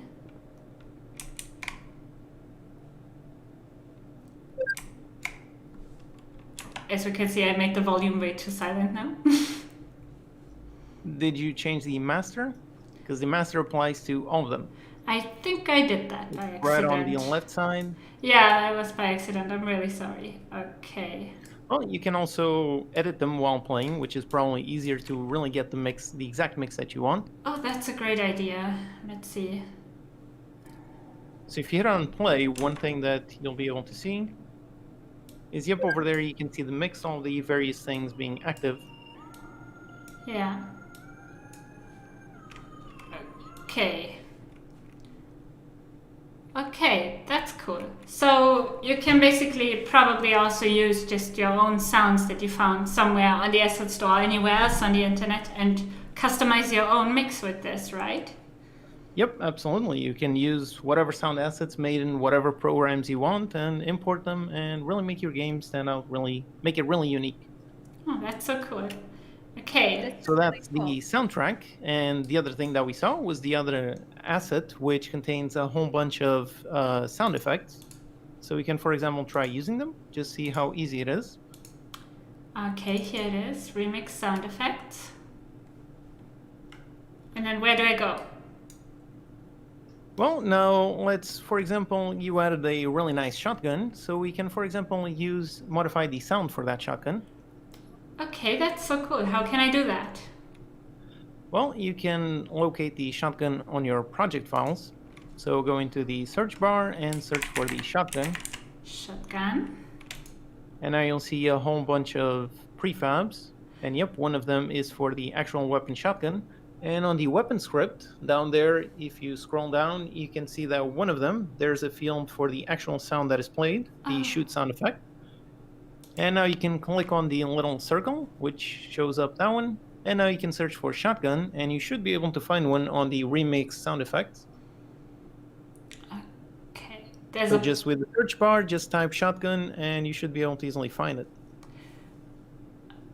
Okay, here we go. Shotgun. Yep, there's the FPS remix. Here it is. Okay, so I double click that. So now this is selected here. Yep, so now it should be using that sound. Okay, let me find my shotgun and play the sound. Okay. Man, I feel so bad. I killed this guy so many times this evening. Okay. Hey, look, none of them saw me. Okay, shotgun. Okay, cool. Yep, Whoop. now you got a really nice, really different sound effect. Jeez, that guy's hard to kill. Okay, cool. Okay, well, it's already super different to what we started with. What do you think, Elena? Do you like it? At least a little bit? I love it, you guys. It gives me such a different feeling. Like I said, we started with a totally different project, and now it looks nothing like what it did when we first opened it up. But Kristin, actually, now that we've done so many modifications, there were some viewers in chat a while ago. I didn't want to interrupt you guys while you were changing and adding all the sound effects and whatnot, but we actually had someone ask us whether or not we can add some particles to one of the, players, objects, etc., just so we can kind of show off in a very basic way how to give your game a bit of a jazzy look just by adding particle systems. And I thought maybe you and Eleanor can walk us through that. Sure, Eleanor, do you want to help me? What if our cookie, the giant rotating cookie that's levitating there, actually had particles around it as it rotates? I think that would be really cool. I'd like that. Okay, Eleanor, can you help me, please? Yeah, of course. Well, in your scene, we can just create a particle effect. So if you just go and right-click anywhere. Okay. And then effects, and then particle system. Okay. There is And one. I created it by accident in a handrail. Okay, here it is. And there you go. You already have your first particle system. And we can maybe make it a child of the cookie. And then, yeah, you got this. I'm just going to move it to the cookie for now, so it's at least in close proximity. Okay. So, let me see. Where's my cookie? Where's my cookie? Here's my cookie. Okay, and the particle system is a child of it now. Okay. What next? Nice. So now if you look into the inspector, you'll see a bunch of things we can change on the particle system. Okay. I have my inspector here. What do you want me to change? Tell me everything. Okay. Well, first we can change, I guess, how fast the particles are. Okay. So I guess I do start speed. Yeah. Okay, so this is on 5 now. Let me actually get a little bit closer here and see what that looks like. Whoops. And then I set my start speed. So this is a cool thing that maybe is something not everyone knows. If you want to change a value, you don't just need to you type it, but you can instead also hover over the name, and then you get this little arrow thingy, and you can then click and move left and right to change the speed, or in my case the lifetime, because you changed the wrong thing. So here's the speed. That's a bit faster. Okay, what next? I guess you can change the gravity. Okay, gravity. The gravity modifier. Yes, so you can make the particles either really heavy or really light. Okay. Oh, that's funny. If you make them a bit heavier, they look like a fountain. Yeah. Okay, wait, let's see if I make them lighter. Ah, then they go up. Okay, that may be a bit better, right? Yeah, I like this, yes. Okay, so I think we should change the shape, right? Right now it's this cone. Definitely. Yeah, you can maybe use a box and then change the size of the box to encapsulate the cookie. Okay, let's see. Where do I change that? I guess here. So let's see what 5 does. Whoa, that's still way too small. Okay, let's do 15. Okay. Wait, we need to place this better in my cookie. Hold on. Sorry, I'm just getting excited and playing around with stuff here now. Let's make this even bigger. Okay.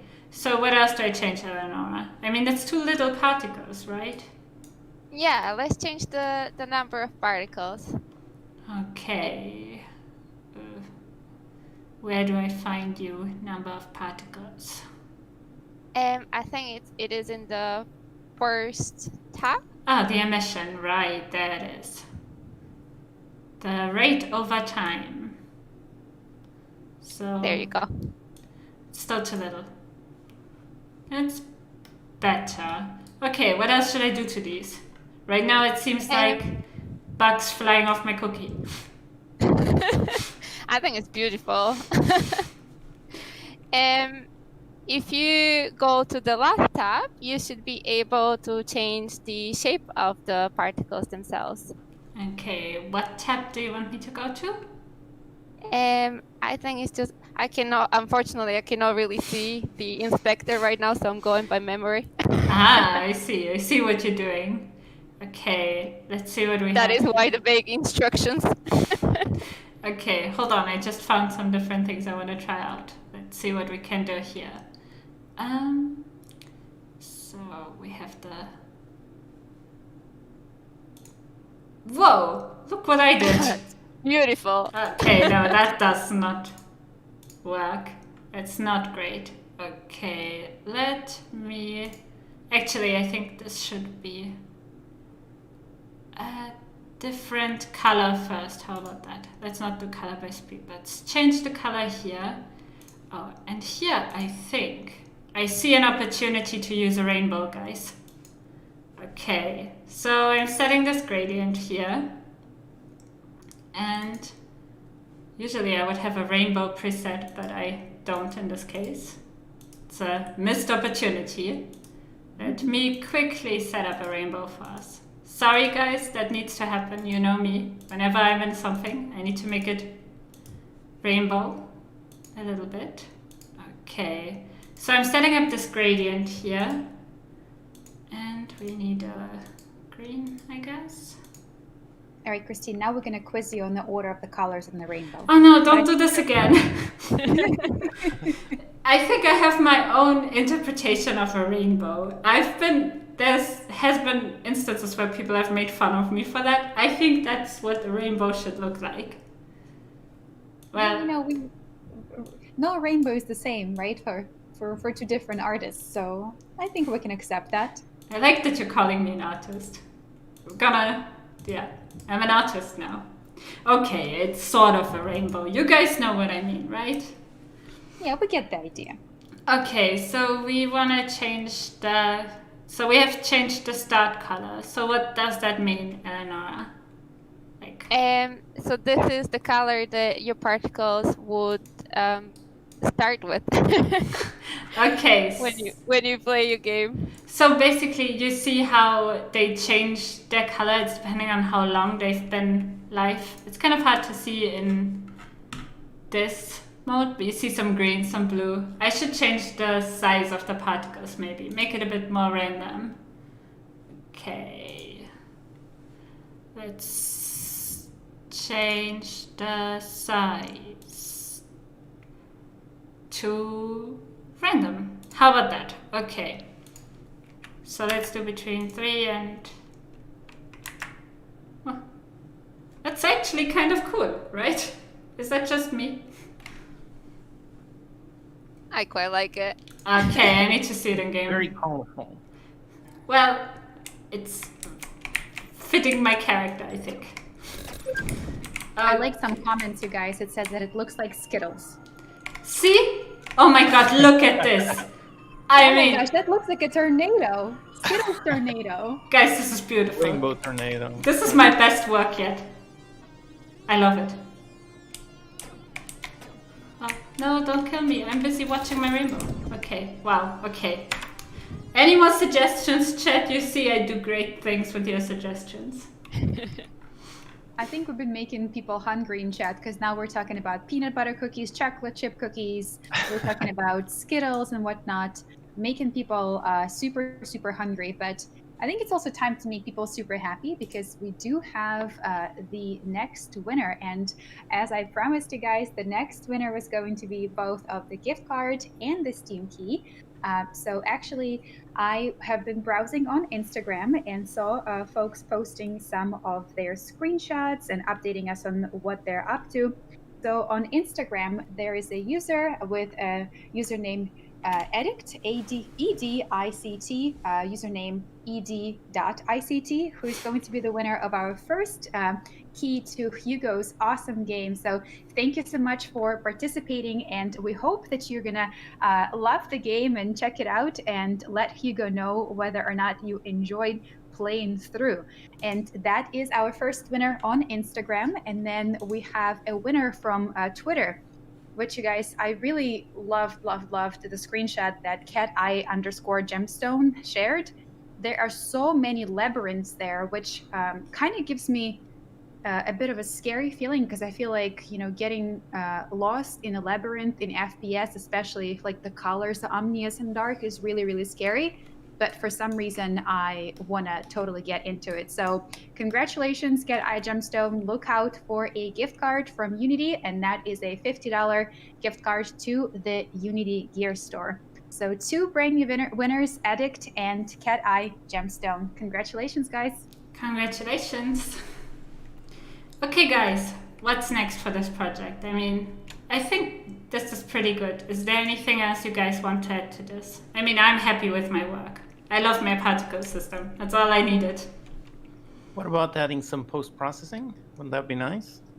Sure. Does one of you guys want to walk me through this? Hugo, Sure. do you want to do it, or do you want me to do it? You go ahead, Eleanor. Okay. First, we can check if we have the post-processing package included. Mm-hmm. So how do you check? If you go to, I think, Window Package Manager. Okay. Package Manager. There we are. Yeah. And then if you look for post-processing in the little search bar to the right. Okay. If I write post, it should show up. Here it is. We do not have it. Let's install it then. Okay, guys. So this is also like really cool. Usually you can just install this into your own project and then play around with it. You can do some cool effects and like change the look of what you're actually doing. Yeah, so that's kind of a cool way you can make your project your own. I think, Eleonora, you use processing for your version of the microgame, right? Yeah, I did. It's my favorite thing to use because it takes like 3 clicks and then your game looks so unique. Okay, and we have post-processing installed now, which you see because it says here up to date, and it gives us an option to remove. So what do I do now? Amazing. So now if you locate your camera in your scene, and you can, again, just use the search bar and search for camera. Yeah, that's my favorite tool. Main camera, here I am. Yeah. And then on the camera, we can add a component. Okay, and I'm guessing it's not the key. No, it's the post-processing layer. Okay, post-process layer. Here it is. Yeah. And there you can see under layer, it says nothing. Mm-hmm. So now we have to change this to the post-processing layer, which I think it's there. Yes. Nice. Okay, what next? Next, in our scene, let's just create an empty object, and you can call it post-processing or anything that will be easy to find in the search. Okay, I created this here. Let me rename it to post-processing. I'm sorry if you hear me typing loud. I am a very aggressive typer. Okay, here I am. Here's my empty game object, and it has nothing. Yeah, the first thing we want to do is to change the layer of it and set it to post-processing in the corner. Okay. And now we can add a post-processing volume component to this. Okay, here we go. Nice. And you probably want to set it to global. So when it says it's global, yeah. Okay. And now, last thing to set up, and then we can just play with this. Where it says profile, you have none. So you want to click on new. Okay. And now I see it's offering me to add effects. Yeah. So if you click that, and you can see all the effects available to us. Ooh, oh god. Oh, bloom. Bloom is my favorite thing. I love to make Yes. space thingies and use bloom. That's like, wow, I love it. So, guys, I let you decide because I've been criticized for my design choices earlier, which I can't understand. I think it's beautiful. But you guys choose. What do I do? Tell me. I'll start the chat. Well, you for now. I guess one of the easiest ones to start with is a vignette. I like putting vignette, and maybe not everybody does, but I like putting them everywhere. Okay, so I have it here. So what do I do with this? Because right now I see nothing. Yeah, so now if you change, like where you see everything's ticked off, so whatever you want to change, you have to tick it first. So maybe start with the intensity. Okay. And try. Oh. Well, that might be a bit too intense, right? Okay, let's do it like this. Okay. Beautiful. You can also change the color if you would like. Pink, pink, pink. Ooh, look at that. That makes the sky look so pretty. Ooh, look at the pink clouds. Okay, I'm in love. I love this. I love it. Wait, hold on. I need to... Look, it looks like it's sunset almost. Okay, cool. What else? Give me more. I love this. Well, let's do some color graded, and then we can tint everything to be pink if you want. Oh god, Hugo is gonna leave the stream. Okay, how do I do this? So if you scroll a little bit lower, and I don't know, maybe try with the where it says left. Yes. If you tick that in, okay. you have to tick the tick box in front of the. Oh, I thought I did. Okay, yeah. Maybe I didn't. Okay, I guess I'm going.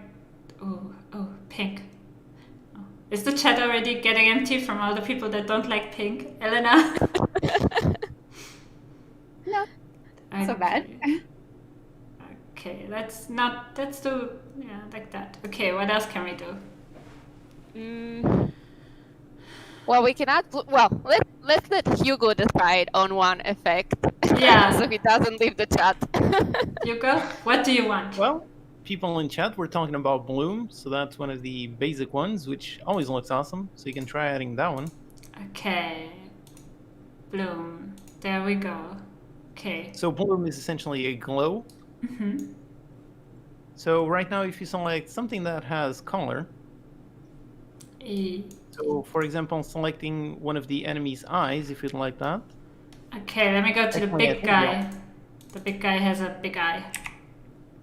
Okay. And over there on the colors, you can actually see that they're already using HDR. If you select the enemy. Yeah. Yep, you can see that it has HDR, so that means that it's going to be affected by a glow. So if you click on that, yeah, you can see down there you have a field for the intensity. So that's how intense the glow on that color will be. So right now it's already at 5, which is probably way too much, but you can still give it a shot. Okay, I put it at 6, but we'll see. So what do? Do I just try it out, or do I have to change something on my bloom setting in the post-processing? Sure, yeah. Did you tick the boxes? So once again, just select the object. Okay, hold on, I need to find it. Post-processing. Here it is. No, I did not. And maybe not all. It might be a bit too. Yeah, essentially just the intensity and threshold, those are the big ones. So normally you want to put the intensity, well, it depends on what you set on your colors, so just maybe 2 or 3, and then the threshold. Let's do 3 and the threshold. Again, that's going to depend on exactly what it's. It seems there's something a bit too glowing there, but well, you can play around. You can already see that the enemy eye is already having a really nice glow, so you can see that the effect is actually working. So you can try playing the game and see how it looks. Wait, but I was gonna make this a bit bigger. Sure, yeah. Do whatever you want. Look at that. Okay. Like, look, this doesn't look bad. That's not too much. Does anyone think that's too much? I think that's good. Christine, this actually is kind of giving me a bit of a Monument Valley vibes. I don't know if you guys, anyone in chat here Yeah. played Monument Valley? I used to love that game. Okay. Whoa, look, that looks so good. Okay, look at my fire. Good. I think that's great. Hold on. Let's see. I think it also goes really well with the music. Yeah. Woo. Man, Hugo, you made those too hard. No. Oh boy. I'm running. Wait, there's more here. I know that. But like, look. Oh, it killed me. Look at our tornado. Yeah, it killed me. It killed me again. Okay, cool. That, man, it looks so different now. It really does look a little bit like Monument Valley. I'm definitely getting those vibes. And Christine, I see a question from, I hope I pronounce it right. If I don't, please forgive me. Shaimarama in chat, and I saw that Hugo actually answered it, but I thought maybe it's actually really helpful for everyone to hear too. So Shaimarama was asking, what should we consider with post-processing on mobile and anything to avoid? So Hugo, I know that you've answered that post-processing definitely has certain costs. So would you be able to, I guess, give a bit more of a quick little introduction to that? To anyone here who is studying Unity right now because they want to make a mobile game? Sure, yeah. Well, any effects that you add in your game, it's obviously going to have some cost. So you will really have to balance just how good you want your game to look and how you want it to run. So obviously that's going to depend on what your target device is. If you're only targeting some high-end phones, then you can push things a bit further. And if not, you have to push them a little back. So, but the best answer is really just to try it out. So just try adding all the post-processing you want, and then try to run it on your device. And then you see if it looks good, if it looks bad, if it runs well or not, and you just scale it back pretty much accordingly, depending on what your goals are. And if you want to get even more advanced, you can also use the Unity Profiler. So if you search, you'll find lots of tutorials on it, which is what actually tells you how the game is running. So if you want to dig deeper, just look for the profiler and you'll be able to see exactly how much time is being spent on post-processing so that you can decide to add more effects or take away some effects.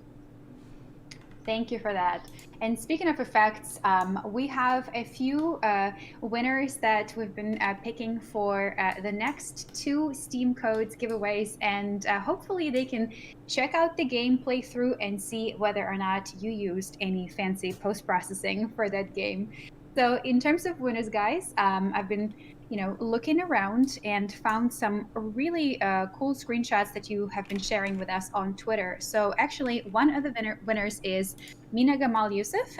Mina, look out for the Steam code to Hugo's game, and really appreciate you sharing all of your progress with the game. It seems like you've been at it almost from the start since we started the stream. And the next winner actually is Thor. I think I probably am butchering how to pronounce it, but username SI3RROR. Thank you so much for sharing a little short clip of what you walked into. That definitely, you guys, I'm going to go ahead and like it and share it on my Twitter because it has kind of like a bit of calm yet creepy vibes. So 3RROR. Thank you so much for sharing it, and also look out for a Steam key to one of Hugo's games. Thank you for participating. It's so great. Congratulations. Okay, guys, what's next for us here? What do you think? Is there anything else you want to add? Christine, we've done a lot, right? And we prepared certain things that we really wanted to show to our viewers. But I think it would be absolutely a missed opportunity to not take a really quick, vote from our community, because we have 382 people watching, and I bet each and one of you probably has a certain sort of wish list item that you would want us to cover. I've seen a bunch of people actually ask how we can change the camera setting to give almost like a 2D feel in this game. So I think we should give a few minutes to our community to come together and maybe give us your wish list items. What is one thing that you would love for us to cover before this live stream ends? And then we'll go ahead and check out and pick a few things from those. And then, Christine, I think you've prepared actually. Well, I'm not going to say you've practiced, but I think you have the games that Hugo and Eleanor made, right? So do you want to go ahead and show those off, or do you want to save those for when we're actually showing our viewers how to export the game into the WebGL? I think that's probably best if we keep it for then, because making the build will actually take some time, and I think you guys are not going to be very interested in seeing this happening. So let's save those for then, maybe. Sounds great. So we have Cole, who is asking for a 2D camera, so 3D game looks 2D. Subset is asking to make some animated shaders. Well, that seems like you guys should head out to Eleanor's channel, actually, because she definitely has some really great shader content. Can you turn this game to a mobile game? Well, this particular game, you guys, is actually for educational purposes. So, you know, we're not going to be exporting it to mobile, but we will show you how to build the game out and export it to WebGL. And then let's see, covered glow. You covered glow for me. Thank you. Oh, thank you, Damien. Sorry, I just misread the comment. Yes, I guess we did cover that as well. So any other requests, you guys? Give us your vote. You know, it's ask now or wait until Hugo or Eleanor make a tutorial about it. All right. See in chat, give us their suggestions, guys. Feel free to also hop in and maybe pick your own, maybe Hugo or Eleanor, if you want to pick one of the suggestions and teach that live. That would be super cool. Make it look 2D. I think lots of excitement about this look in 2D.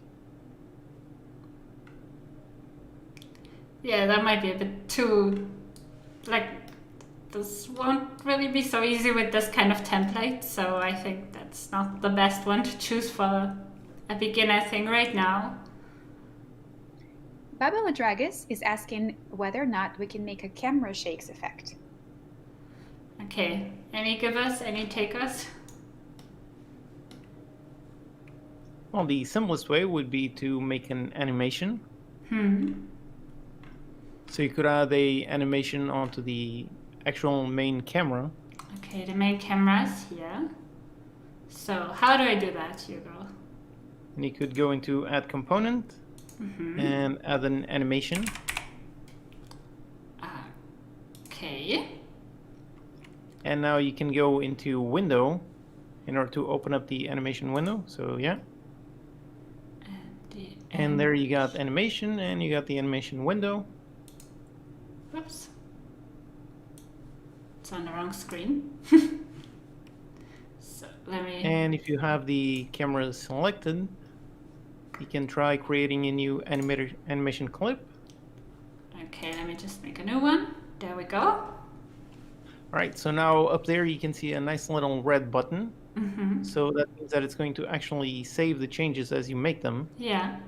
So yep, it's probably better to dock that animation window down there. Because again, you can always dock any of the Unity windows. You can dock them anywhere. So if you do that, and now click on the red button to start recording. And now just modify the transform, modify the position. Just move it a tiny bit. You can just move it a bit and then reset it back to 0. So yep, just click and drag on that. Just move the X, just so we set the initial keyframe to be at 0. So now set the X and Z back at 0, just to set up the initial keyframe. Hold on. Doesn't want... Okay, there we go. X and Z. Yep, just like that. So the initial keyframe is out there. Then you can go just 1 or 2 frames ahead and just add a little bit of a difference on the X and the Z. Okay, let's make So you just click on the timeline to actually move it, because right now you're still modifying just the first one. Hold on. There Yep, we just go. click and drag. Yep, on that one. Now move it a bit on the X, a bit on the Z.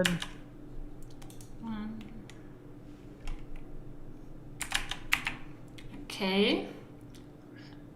And just with 2 frames, you can already see the effect. So if you click on the game tab to actually see what the camera is actually seeing. Yeah. And now on the animation, you click on play. You should now just see it, just a very basic shake.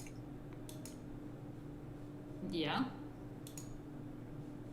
So you can add a bunch more keyframes to add some more randomness. Okay, let me add one here. make this, make it, well, not that much maybe.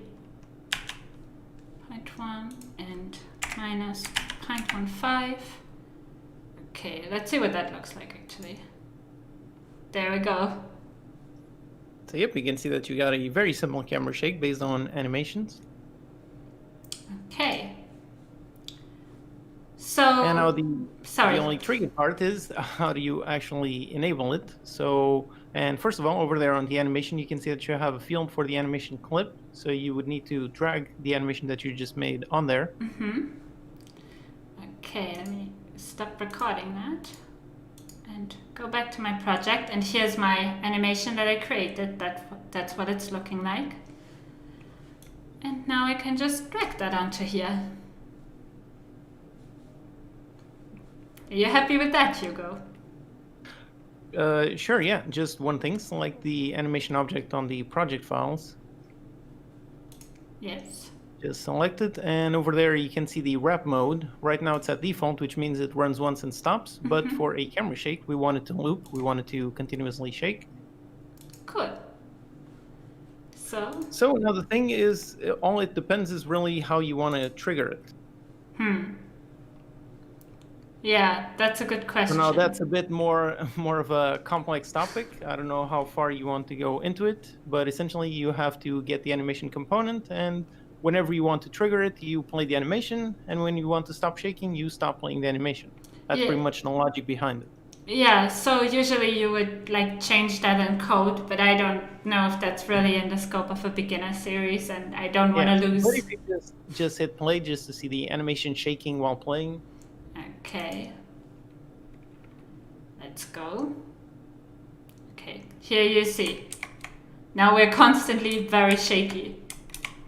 Yeah, so now obviously through code you would enable and disable that effect. You could modify it to shake a bit more, a bit less. So, you know, there's many ways in game development. There's always tons of ways in game development and programming in general. There's always tons of ways to achieve the same result. So this is just one possible approach to making a camera shake, just using a basic animation and enabling and disabling. Thanks, Hugo. That was such a great explanation. Sure. Guys, thank you for that. And I'm going to interrupt you for just a second because I think Eleonora actually has a really cool announcement, because she has been looking around and checking out all of the screenshots that you guys have been sharing with us on both Twitter and Instagram. So Eleonora, do you want to tell us who the next winner of the key to Hugo's GameCorp DX game is? Yeah, I like the one by Wolfie. And it is an office FPS, which I found very amusing. Wolfie, congratulations. Username at Jers2017. Please look out for a message with a code to Hugo's Steam game. And thanks so much for participating and jamming with us live today. Yeah, thank you so much. And congratulations. All right, Kristin, now you know how we asked our chat to give us suggestions? It looks like one was quite popular, and that one was exploding lollipops. So I'm going to let you guys, decide whether or not you want to take that one on. Hugo, Eleanor, Kristin, exploding lollipops, any takers?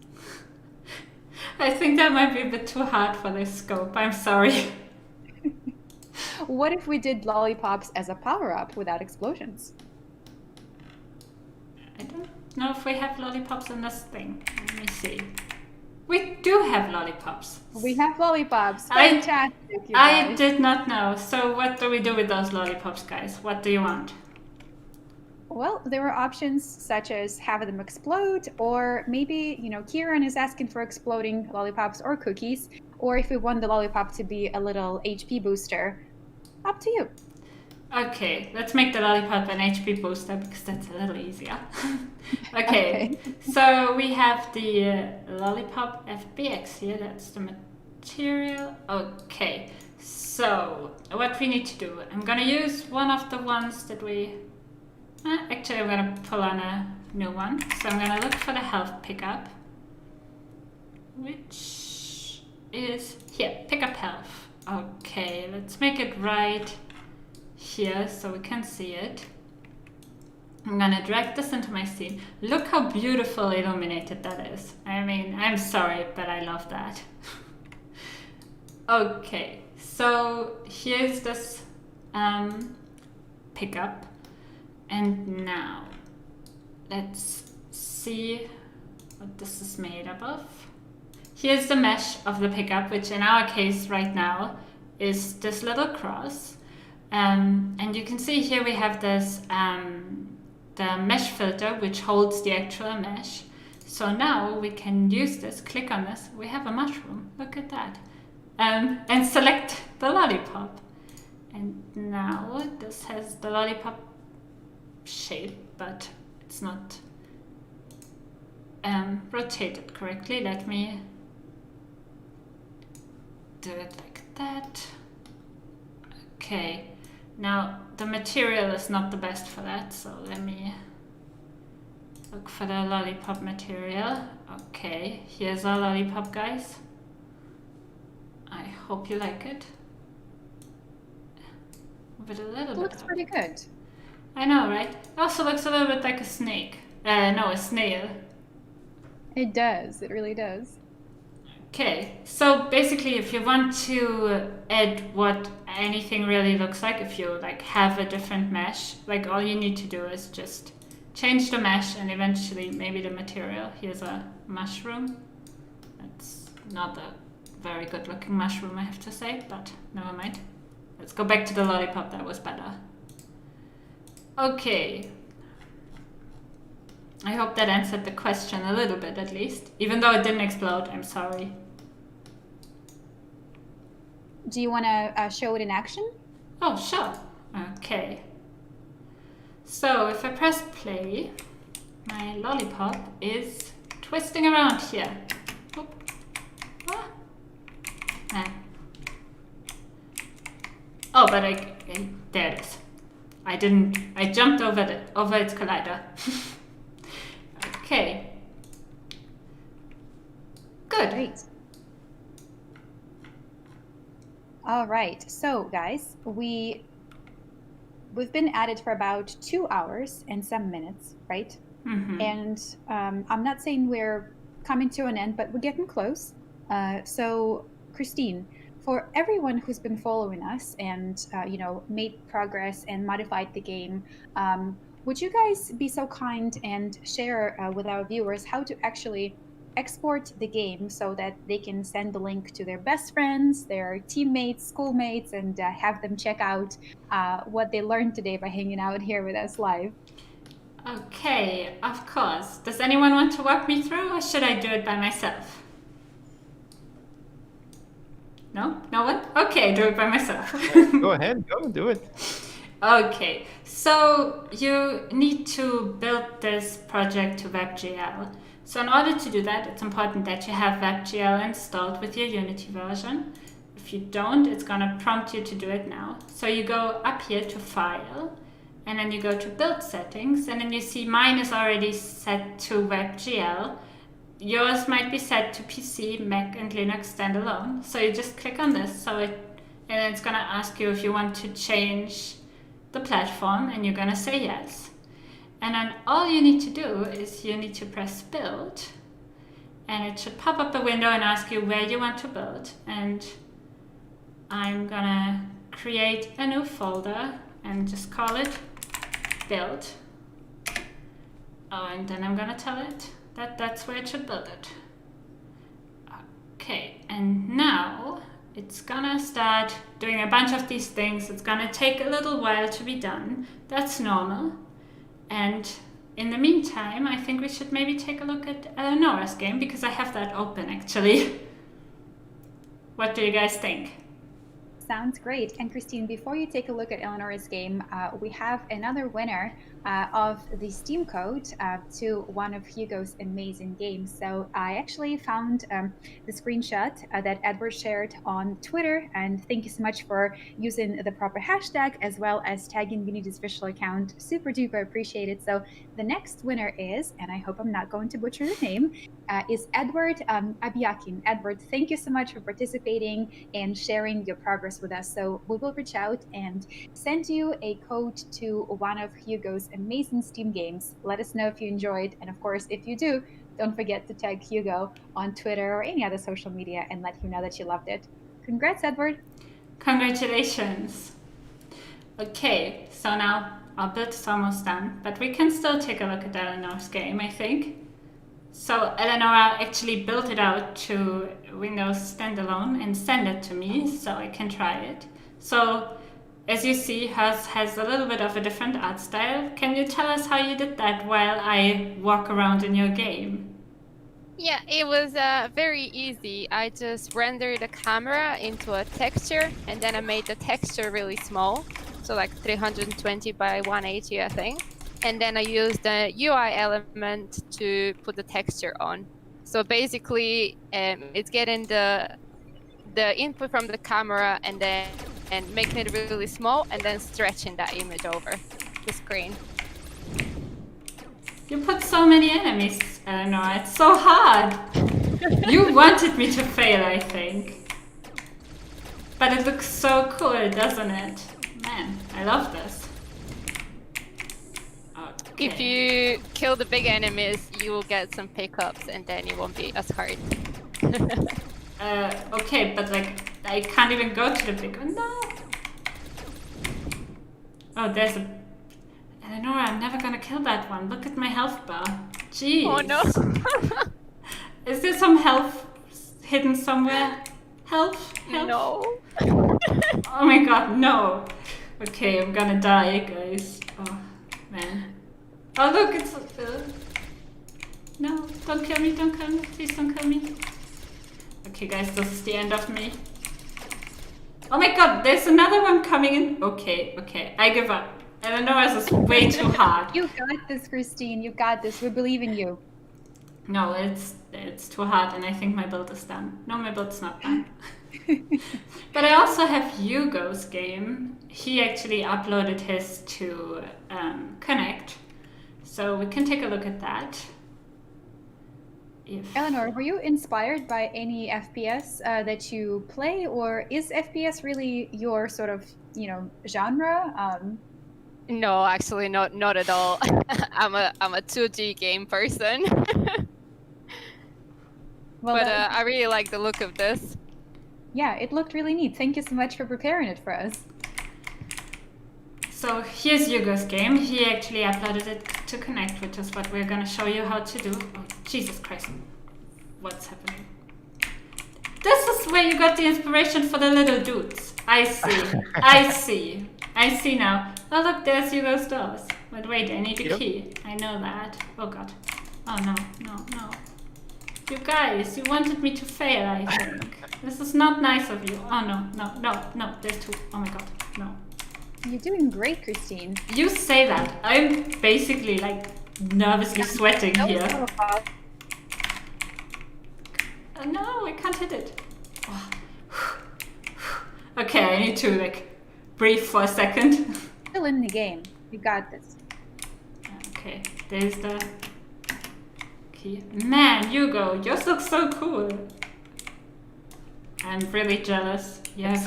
Well, it's... Okay, let's see. What's here? Ooh, another weapon. And a big guy. Oh no. And yep, you got a different... If you shoot at that wall with a little visible crack, there's a wall right in front of you. Yep. What? Nice destructible wall. And yep, you can pick up some health. Oh my god. Okay, let me try this. Oh wow. Man, that is so cool. Wow. Oh my god. Hugo, no. How many of those are here? No. Come on, I don't want to lose again. I almost have him. I killed him. Hugo, there's more. Oh my god, guys, no. Okay, there's some health. I have a chance. I have a... Ooh, nice. Another weapon. What's here? What do I do? Oh. Nice elevator, so look behind you. Whoa, that is so cool, Hugo. There's a... Oh, that's where I started. Oh, nice. Wait, okay. Oh, there I go. No. Don't kill me. Oh, I'm... Okay. Oh boy. Okay. Oh boy. Man, you guys really need to try this out. We'll make sure to share the link to it. It's so good. I love it, Hugo. Okay. And our build is done. Look at that. So magical. Perfect timing. Yes. Hugo, that was really intense, I have to say. Okay. So now to share this, I just want to quickly share that there's a tutorial here that you can use if during the stream you missed on something or you have some questions and you need some guidance. You can click on tutorials here and show tutorial, and it's gonna open up a tutorial window on the side and explain to you how you can play test, how you can add a room, how you can change colors, add enemies, and also how you can build and share it. Wait, I wanna not do that for now. But yeah, if you need any help with this after the stream, then you can go here and check this out. I'm gonna close this again because I don't need it for now. Okay, and now if you wanna upload this, what you can do is you can just go to window up here, and then you can go to share web share game, and you can give it a name. I call it our awesome game, and you can select the thumbnail, but you don't have to, this is optional, and then you just click on share, and it's gonna take a minute or two. Oh, it says my game is a little bit too big actually. That's unfortunate. It must be that big cookie, Kristin. Yeah, I think so too. I think we might have overdone it a little bit. Just a little bit. But yeah, imagine that would have uploaded now. I will definitely decrease the size of it and then try to upload it again after the stream so you guys can play it if you want to.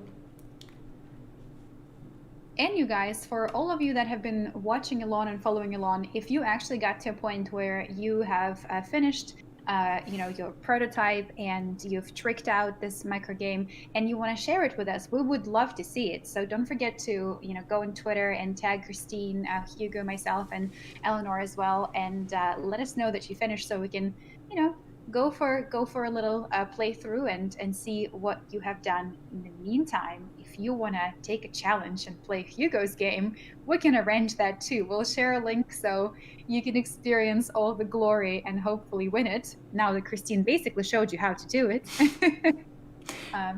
And you'll enjoy Hugo's game. And speaking of Hugo's game, we have another winner of the Steam code for Hugo's game, and the winner comes from Twitter. It is Chris Fiorin. Chris, thank you so much for sharing the step-by-step and what you've been up to and following us along. It's been really wonderful to have you. Congratulations, Chris Fiorin, username Chris_Fiorin. So thank you so much, and look out for a code to Hugo's game in your direct messages. Congratulations.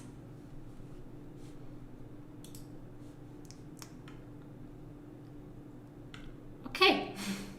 All right, Kristin, do you want to maybe mess with the build and see if we are successful at uploading it, just in case it actually is something that doesn't require a lot of modification while we have a few more minutes? I can do that. Maybe in the meantime, you guys can find some, can give our new beginners some tips of maybe where they can find good resources or what they can do to learn using Unity or generally programming or 3D modeling or whatever. Definitely.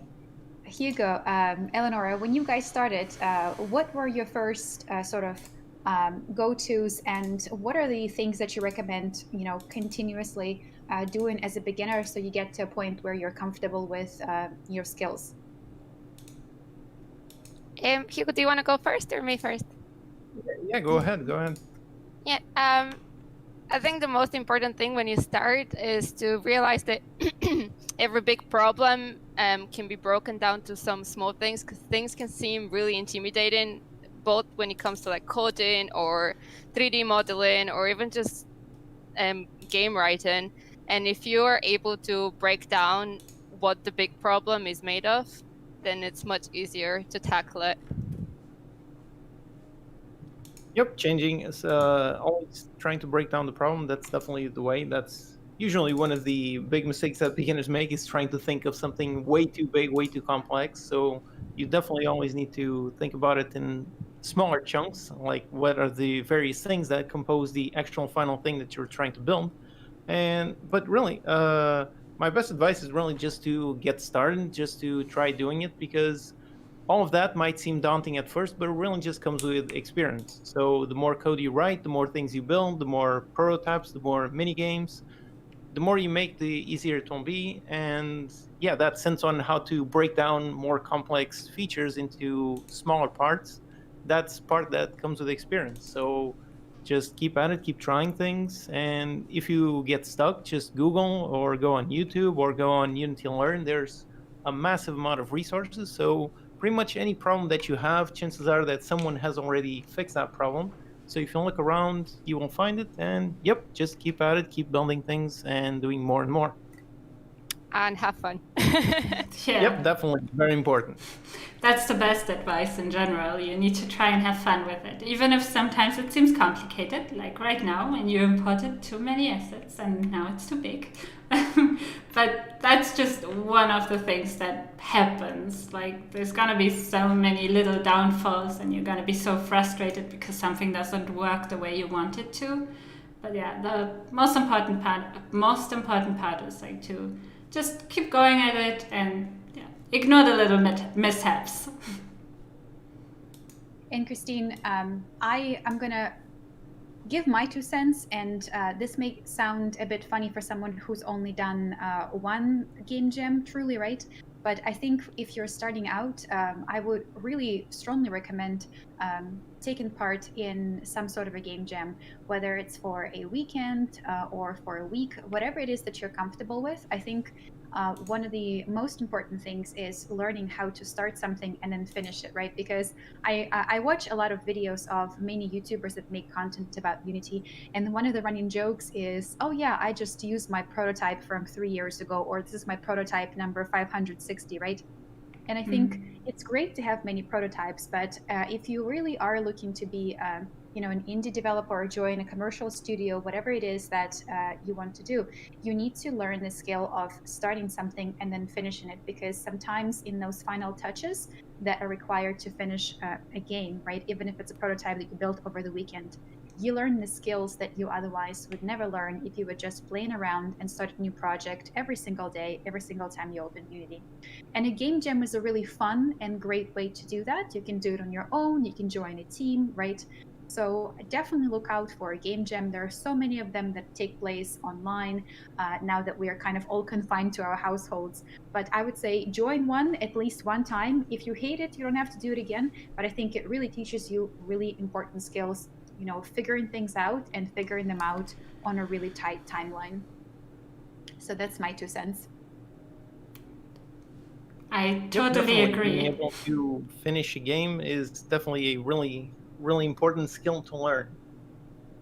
Yeah, and Hugo, I guess coming from you, it definitely is sort of a gold feedback, right? Because you know it directly from your own experience, right? Where you have a number of games that you've published commercially, and you've been doing this for a number of years. So take this feedback from somebody with real world experience, guys. Start something and finish it. It may not be the prettiest things ever. It may not have the most complex logics, right? Logic and fancy animations and all of those things. But as soon as you finish it, it gives you this different sense of accomplishment and a sense of believe in yourself that, hey, I can start a project and I can finish it. Definitely. How are you doing there, Kristin, while we're chatting away? Are things looking out, or are we still... I think I need to fix this after this live stream. I'm really sorry, guys. I overdid it. I put too much in my project and now it's too big. That's totally fine. And interestingly, right, I was joking before this live stream when we all got on the call with Kristin, Eleonora, and Hugo. I was saying things usually, like, at least one thing usually goes wrong in a live stream, and this is one of those things that went wrong.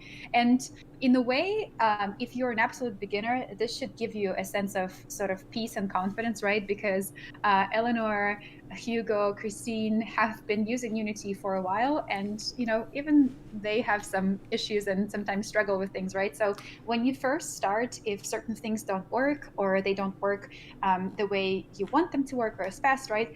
Don't worry, even pros run into issues. So this is our live example right in front of you guys. So it should give you a peace of mind. Definitely. I was so nervous about this because, you guys, this is the first time I'm actually hosting a stream, so which you could probably tell by the fact that I sound rather nervous.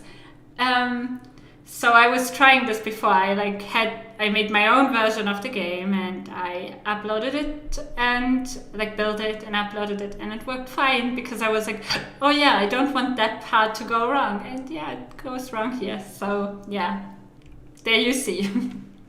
Definitely. And so, guys, we are coming closer to an end, right? We're actually near finished with our stream. We've talked about all the things we wanted to talk about, and kind of asked for your feedback, asked you to give us your wish list, and improvised a little bit live here with you. Now, we still have a few gifts to give away, and I don't want to miss out on another winner because obviously, who doesn't like prizes? Who doesn't like free awesome stuff from Unity? So we have the last winner of the $50 gift card to Unity Gear Shop, and the winner is Sagar Shrestha. I hope I pronounce it right. Sagar, I know that we saw your submission on Twitter, so please look out for the $50 gift code to the Unity Gear Shop on Twitter, and we'll reach out with instructions how to redeem, when to redeem by, and all the good stuff. So for all of our winners of Unity Gear Shop gift cards, you will receive those instructions along with the code in your direct messages. And we also have 2 winners of the Steam code from Hugo. The first winner is, guys, pronouncing names is probably the hardest one here. Chord Strummer, under the username Gerald S159536118. That's a really long username. Chord Strummer, congrats. We're going to send you a code to Hugo's Steam game. And we also have Mr. World 26, another winner of the code to Hugo's Steam game. So guys, thank you all so much for participating. It's been absolute pleasure, and it's been wonderful to have you here. Kristin, I know that we kind of established this little tradition on our first live stream when people popped in and they said, hey, I'm from South Africa, or hey, I'm from the Netherlands. And then we realized that there are so many international folks, and really everybody here on stream too. English is not our first language, so we usually say goodbye in our native language. Should we stick to the tradition this time? Definitely, I think we should. Who goes first? I think you should call someone out. Okay, Eleonora, you go first. Du visste ne? Okay, that's what language? Bulgarian. Oh, nice, nice. Thanks. Okay, Hugo, you're next. Ok, sure. Ok, obrigado por terem vindo. Espero que tenham aprendido muita coisa e que tenham conseguido construir um jogo bastante interessante. Isto é só um começo, por isso agora peguem no que aprenderam e continuem a fazer mais jogos e a aprender mais. Por isso, obrigado por terem vindo e até à próxima. Well, saying goodbye in Portuguese takes a long time. No, that's so nice. Okay, Elena, do you want to go next? Sure. So I usually do my goodbye in Russian. Дорогие зрители, большое вам спасибо, что вы провели с нами сегодня время. Мы надеемся, что вы выучили что-то новое и, в общем, насладились процессом разработки этой игры в Unity. И мы надеемся, что мы увидим вас на следующих стримах. И, конечно же, если у вас есть какие-то вопросы, пожалуйста, обращайтесь к нам на Twitter и пишите нам в сообщения в Direct Messages. Большое спасибо за ваше внимание и до скорой встречи. До свидания. Wow, I only understood direct messages. Okay, I guess I'm gonna go next, but I first want to say in English. Thank you so much for everybody who joined, participated, or just watched. It was a pleasure doing that together with you. yeah, this was my first time doing it, and thank you for everybody for all the nice messages in the chat. And yeah, I hope we can do this again sometime. And now for the German part. Danke fürs Zuschauen. Ich hatte viel Spaß und ich hoffe, ihr hattet auch Spaß und ich hoffe, ich sehe euch beim nächsten Mal. Tschüss. Okay. So that's it. Goodbye, everyone. I hope you have a nice evening, day, or whatever time it is for you. And that's the end of this. Oh, Kristin, so Yeah. Eleanor just messaged and she said that she misunderstood that we weren't just going to say goodbye. So Oh. if we have a moment, she can actually send her message in Bulgarian if we still have a second. Of course we do. Of course we do. Yeah, I feel very silly. Like me with one word and everybody else with like a paragraph. Should I just go? Yeah, sure. Go. Please. Благодаря за гледането и... What did you guys say? Now I'm very confused. Say whatever you want to say. I'm just gonna say довиждане и благодаря. Sounds great. Yeah, it does. Okay, so now bye for real. I hope you guys have a nice rest of your day, night, evening, whatever it is. See you soon. Okay. Bye. Bye, everyone. Bye. Bye, everyone.